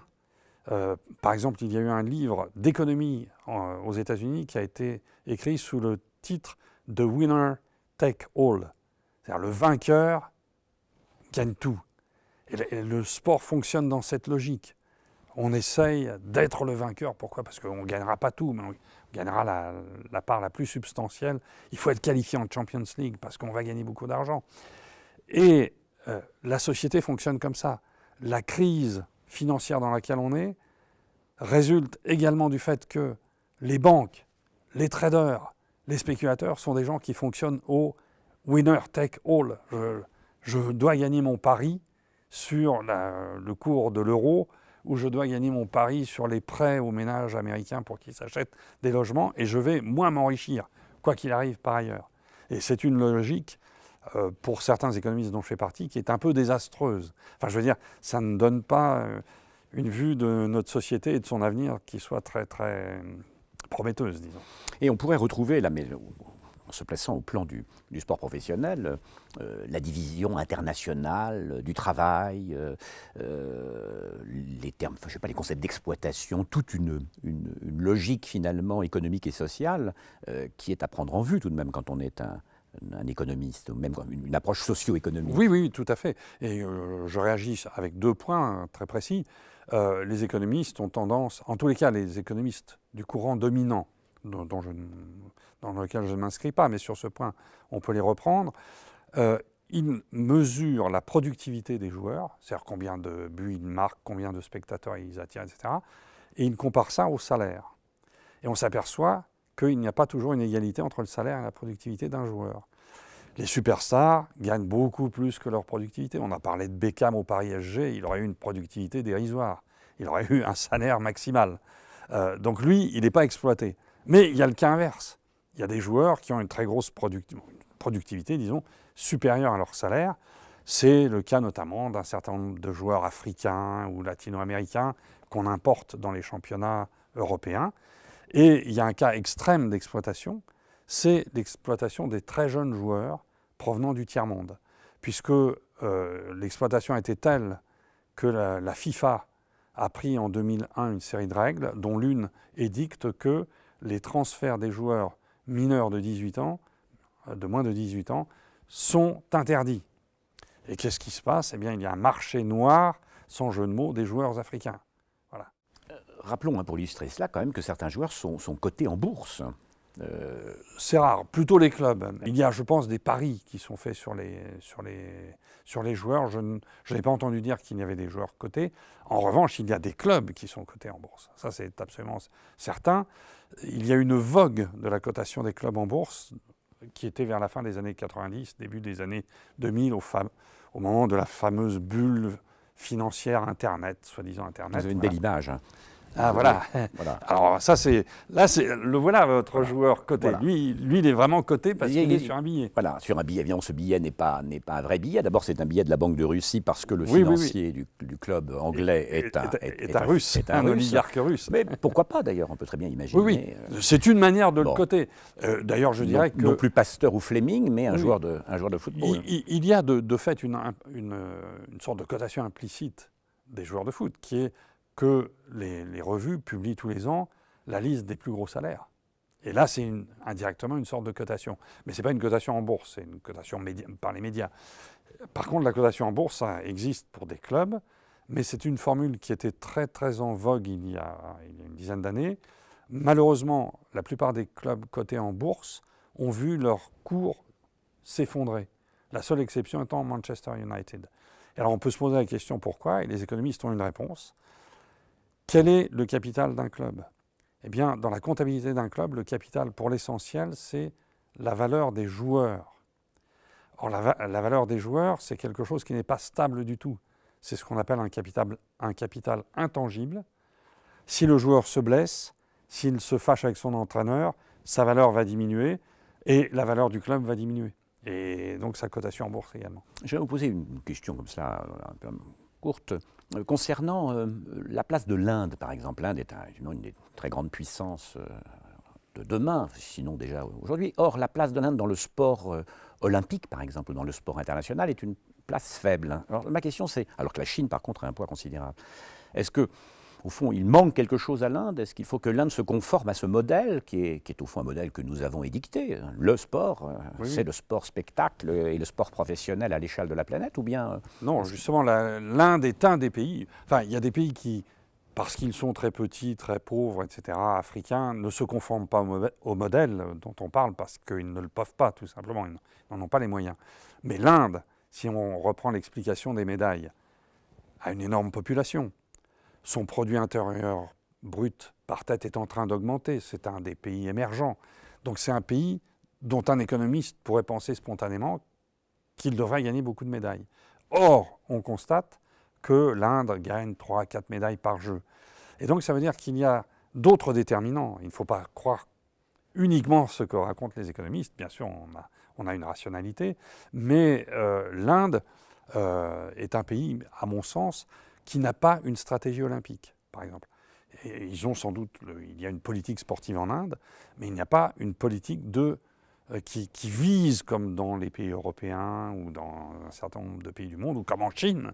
Ce n'est pas exclusivement capitaliste. La Chine, communisto-capitaliste, est dans le modèle, alors que l'Inde est hors ce modèle que vous rappeliez. Ils ne sont pas polarisés sur le gain de médailles. Et en fait, ils se sont spécialisés, peut-être pour des raisons culturelles ou en raison de l'influence anglaise passée, dans des sports où ils sont très très bons, comme le cricket par exemple. Mais voilà, c'est pas une nation olympique. Ça n'est pas une nation olympique. Elle est en dehors de cette logique. Et il n'y a pas que l'Inde, mais l'Inde est un pays qui pourrait l'être. Donc si elle ne l'est pas, c'est qu'ils ont choisi de ne pas l'être. On pourrait envisager maintenant un aspect essentiel que sont les dérives du sport et surtout le regard de l'économiste sur ces dérives du sport. Alors elles sont de toutes sortes, les dérives financières, on a eu l'occasion d'en parler, les paris truqués, la discrimination raciale, mais aussi se pose la question du dopage. Alors comment intégrer ces dérives dans une réflexion économique? Oui, alors il y a une économie du dopage, c'est une théorie connue qui remonte à Becker, un prix Nobel d'économie, qui a développé une économie du crime. Et parmi les crimes possibles, il y a la corruption, il y a le dopage, et on le met dans la même analyse, qui est tout simplement que le criminel, donc le dopé, c'est un individu qui, avant de prendre la décision de se doper, compare ce qu'il va gagner économiquement du dopage, donc il va gagner des revenus, une notoriété, etc., avec des coûts qui sont le coût des produits dopants, mais aussi le coût des sanctions éventuelles. Donc tout ça, c'est en probabilité. Donc sa probabilité de gain et sa probabilité de coût. Et quand il voit que sa probabilité de gain est plus grande, il décide de se doper, parce qu'il il est gagnant, sauf si, dernière variable, sauf s'il a une éthique très très forte qui va l'empêcher de se doper. Mais c'est de moins en moins vrai de nos jours. Donc il y a vraiment un calcul économique de décision de corrompre ou de se doper. Ça, c'est l'approche, disons, un peu traditionnelle. Plus récemment, il y a une analyse que je trouve plus intellectuellement intéressante du dopage d'un point de vue économique, qu'on appelle la théorie des jeux, et plus exactement un jeu qu'on appelle le dilemme du prisonnier. Imaginons deux situations où il y a deux joueurs qui sont en compétition, et il y a deux situations. L'une, il ne se dope pas, l'autre, ils se dopent tous les deux. Et le résultat, ils se partagent les gains. C'est-à-dire, ils font match nul ou ils partagent les revenus. Bon. Et puis, il y a une troisième situation. Il y en a un qui se dope et l'autre ne se dope pas. Et celui qui se dope gagne tout le temps. Eh bien, si ce modèle marche, et on a l'impression qu'il marche dans la réalité, ça conduit à la conclusion suivante que tout le monde a intérêt à tout le temps se doper. Et plus il y a d'argent dans le sport, et plus on a intérêt à se doper, c'est-à-dire à se mettre dans la situation 3. C'est-à-dire se doper quoi qu'il arrive, parce que si l'autre se dope, on va partager les revenus. Mais si moi je ne me dope pas, et que lui il se dope, je perds tout, et lui il gagne tout. Alors donc, dopons-nous. C'est très inquiétant, mais je pense que ça fonctionne comme ça. Je reconnaissais que c'est une thèse paradoxale tout de même. Elle est un peu paradoxale, mais elle conduit en fait à revoir la lutte contre le dopage. Bon, la lutte contre le dopage, pour beaucoup d'économistes, c'est un échec. Pourquoi? Parce qu'on définit une liste de produits qu'il est interdit de prendre ou de techniques qu'on n'a pas le droit d'utiliser. Alors notamment dans le cas des substances, il y a un seuil. C'est-à-dire si vous avez de l'EPO en dessous d'un seuil, vous n'êtes pas dopé. Si vous êtes au-dessus du seuil. Ça a deux effets très mauvais. Le premier, c'est que tout sportif propre est incité à se doper jusqu'au seuil. Donc le fait d'avoir un seuil de dopage, ça incite en fait les gens à se doper au moins un peu, alors qu'ils n'y auraient peut-être même pas pensé. Et puis au-dessus du seuil, eh bien, ça conduit les labos de pharmacie, les médecins, etc., à inventer de nouveaux produits ou de nouvelles techniques de dopage. Donc il y a une course entre l'innovation pharmaceutique et médicale et le dopage qui est perdu d'avance. Il y aura toujours un produit nouveau. Donc il ne faut pas procéder comme ça. Alors que si l'on part du dilemme du prisonnier, donc si je me dope, c'est-à-dire je triche, parce que je suspecte que l'autre pourrait tricher. Voilà l'idée. Eh bien, de cela, on peut dériver une solution, une formule, elle est peut-être un peu utopique, mais il faudrait la tester au moins, de lutte contre le dopage qui serait celle-ci. Passons une charte entre tous les athlètes d'un sport, acceptant que chaque athlète déclare en début de saison, par exemple, quel est son protocole de pharmaceutique ou médical. Quels sont tous les produits qu'il va utiliser ou les techniques médicales qui vont lui être appliquées. Tout le monde inscrit ça, c'est dans un document. On peut supposer qu'il n'y met que des choses pas dopantes, mais il peut y mettre des choses dopantes, on n'en sait rien. Imaginons qu'il gagne très souvent des compétitions. Plusieurs autres athlètes le suspectent à ce moment-là de dopage et demandent la divulgation du protocole, sous réserve qu'eux-mêmes divulguent le leur. Et s'il y a un accord des athlètes qui se fait sur cette base-là, évidemment, les athlètes mettront de moins en moins de produits dopants dans leur protocole. Il y en aura toujours un peu. Mais Donc, c'est intéressant dans ce que vous dites, c'est que on peut évidemment considérer que le dopage, comme la tricherie, il y a une sorte de logique et de course perpétuelle entre la tricherie et la répression de la tricherie, et qui est perdue d'avance pour ceux qui essaient de contrôler la tricherie. Mais ça pose aussi le problème de la gouvernance sportive. Ne l'envisageons pas en général, envisageons-la par exemple pour le CIO. Oui, car on sait très bien que le problème du dopage concerne les Jeux Olympiques, par exemple. Alors comment penser cette gouvernance et éventuellement les déficits de cette gouvernance? Oui, alors il y a sans doute un déficit de gouvernance du CO, de la FIFA et de la plupart des fédérations et des organisations du sport. On peut l'expliquer par plusieurs raisons. Commençons par la plus simple et la plus évidente. Il n'est jamais bon pour le sport de divulguer qu'il y a du dopage. L'affaire Festina aurait pu arrêter le Tour de France. Bon, il ne s'est pas arrêté, mais ça a enclenché un processus justement. Ne fallait-il pas l'arrêter? Oui, on pouvait se poser la question, ne fallait-il pas l'arrêter, justement. En tous les cas, ça a déclenché un peu plus d'efforts dans la lutte antidopage. Disons que l'Union cycliste internationale ou le CIO sont un peu moins décrédibilisés après, à partir de 1999, parce qu'ils ont fait des efforts, il y a eu l'Agence mondiale pour le dopage qui a été mise en place, il y a eu les contrôles inopinés, etc. Donc, ils ont montré qu'ils luttaient. Mais ça n'est pas bon, objectivement, ça n'est pas une bonne propagande pour le sport de voir qu'il y a des gens qui se dopent pour faire du sport. Cela dit, il y en a qui se dopent ailleurs aussi, mais le sport, c'est un produit. Pour le vendre, il ne faut pas qu'il soit trop mauvais. Alors, ça, c'est la première chose. Qui devrait améliorer la gouvernance, parce que ça détruit un peu le produit, le dopage, mais la corruption c'est pareil, ça détruit le produit. Ce qui s'est passé pour l'attribution des Jeux de Salt Lake City, le CIO en a déduit qu'il fallait évincer un certain nombre de membres du CIO qui avaient baigné dans cette affaire. Mais plus largement, le problème est très compliqué, parce que pour une organisation telle le CIO ou une fédération, il y a un problème de gouvernance interne qui est lié à un problème de gouvernance externe. La gouvernance externe, c'est est-ce que le CIO se comporte bien par rapport à son environnement économique, aux produits qu'il vend, c'est-à-dire est-ce qu'il lutte efficacement contre le dopage. Ce que j'ai dit précédemment laisse craindre que la réponse ne puisse pas être oui à 100%. Et puis il y a un problème de contrôle interne. Le contrôle interne, c'est au fond, pour un économiste, est-ce que le CIO est bien gouverné? C'est-à-dire finalement, est-ce qu'il est bien géré économiquement, financièrement? Alors, le problème avec le CIO, c'est que ce n'est pas un organisme qui cherche à faire du profit. Une entreprise qui cherche à faire du profit, je ne dis pas qu'elle est toujours bien gérée, mais elle cherche à être bien gérée pour gagner de l'argent. Le CIO, ce n'est pas son but, c'est officiel. Et les gens du CIO ne cherchent pas à faire de l'argent. Deuxièmement, c'est un monopole. Alors, il y a quelque chose qui améliore la gouvernance d'une organisation, c'est la concurrence.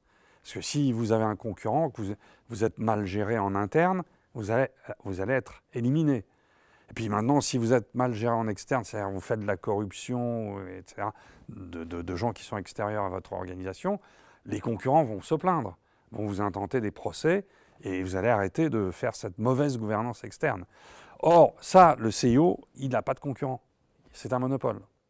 Donc lorsque tout cela nous peut conduire à se poser une question qui peut peut-être paraître naïve, mais est-ce que le sport vous semble être toujours un vecteur d'émancipation sociale? Pour les winners, certainement. C'est cette idée de un athlète des Jeux arabes. Voilà, le winner take all. Donc ce monsieur, il a gagné beaucoup de médailles olympiques. Avec les Jeux arabes. Hein. Pardon ? Ce sont les Jeux arabes. Ce sont les Jeux arabes. Alors, il a gagné beaucoup de médailles des Jeux arabes, mais au moins dans le monde arabe, c'est un monsieur qui est devenu connu, certainement. Donc il va y avoir des effets de réputation qui lui sont favorables. Un effet de réputation, ça se vend. Hein. Donc il va gagner de l'argent. Ça se médiatise. Donc il va passer à la télé, ou il va avoir des sponsors. Il en a déjà peut-être, mais il en aura encore plus. Donc, en effet, pour lui, pour le dire comme ça, il est dans l'ascenseur social de son pays, ou même du Moyen-Orient. Hein. Il est dans l'ascenseur social. Bon, ceux qui en revanche n'en ont pas autant de médailles, voire n'en ont pas du tout, c'est un peu plus compliqué. Et puis dans les sports collectifs, bon, on sait bien que la performance collective, tous les footballeurs ils travaillent à cette performance collective, mais Messi gagne beaucoup plus que les autres. Donc voilà, il y a un aspect émancipation et ascenseur social dans le sport, heureusement, et ça y attire encore beaucoup de jeunes, mais il n'y a pas que ça. Et je vais poser une dernière question en me référant à Roger Caillois, c'est un théoricien des jeux, qui disait que à partir des jeux d'une société, d'une civilisation, d'une culture, on peut porter presque un diagnostic sur cette culture et cette civilisation. La palestre, par exemple, à Sparte, les jeux des gladiateurs à Rome. Et quel diagnostic porter sur notre civilisation à partir du gigantisme des jeux que nous constatons? Oui, alors il y a au moins deux dimensions. C'est que, en effet, bon, le sport est devenu multinational, mondial. Enfin, il y a eu des critiques, pas de moi, mais qui ont dit le CIO, c'est horrible, c'est une affreuse multinationale qui gagne de l'argent. Alors, je ne sais pas si elle gagne de l'argent, mais elle est certainement une multinationale. Et donc, plus on est multinational, plus on veut impressionner le monde entier, d'où le gigantisme des jeux. Bon, le CIO est en train d'essayer de freiner ça, mais c'est en raison de la malédiction du gagnant dont on parlait tout à l'heure, ça continue à augmenter. Ça, c'est un premier aspect. Mais le deuxième aspect, là je m'aventure sur un terrain... Le gigantisme, on le voit à l'œuvre. Voilà, ça c'est cet aspect-là. Alors il y a une autre dimension que j'aimerais souligner parce qu'il me semble qu'elle apparaît aujourd'hui dans la société, qui fait que parfois je me pose la question de savoir si on est encore dans le capitalisme ou si on n'est pas dans un système postérieur, malheureusement pire que le capitalisme. C'est ce fameux système où le gagnant gagne tout. Voilà, ça fonctionne comme ça. J'élimine tous les autres et je les élimine éventuellement par des procédés pas corrects. C'est-à-dire je ne joue pas les règles. Voilà, mon problème, c'est que l'avenir du jeu, c'est que ça peut devenir un jeu qui n'est pas joué selon ses règles, par les gagnants. Voilà. Et les gagnants seront systématiquement ceux qui contournent les règles ou les transgressent ou qui imposent leurs règles. Ou qui les imposent. Mais imposer sa règle, c'est en fait imposer au départ une règle informelle à un milieu qui a des règles formelles, puis éventuellement après réussir à la formaliser. Et on voit ça dans la finance. C'est exactement ce qui se passe aujourd'hui dans la finance. J'ai un peu l'impression, ou j'ai peur en tous les cas, que ce soit ça qui se passe dans le sport. Et puis la dernière dimension du jeu futur, c'est qu'il y a une tendance aussi au jeu de plus en plus virtuel. On va jouer les matchs de foot à la maison, sur son écran d'ordinateur. C'est une tendance qui risque aussi de nuire au sport vrai, c'est pratiqué sur un terrain, disons.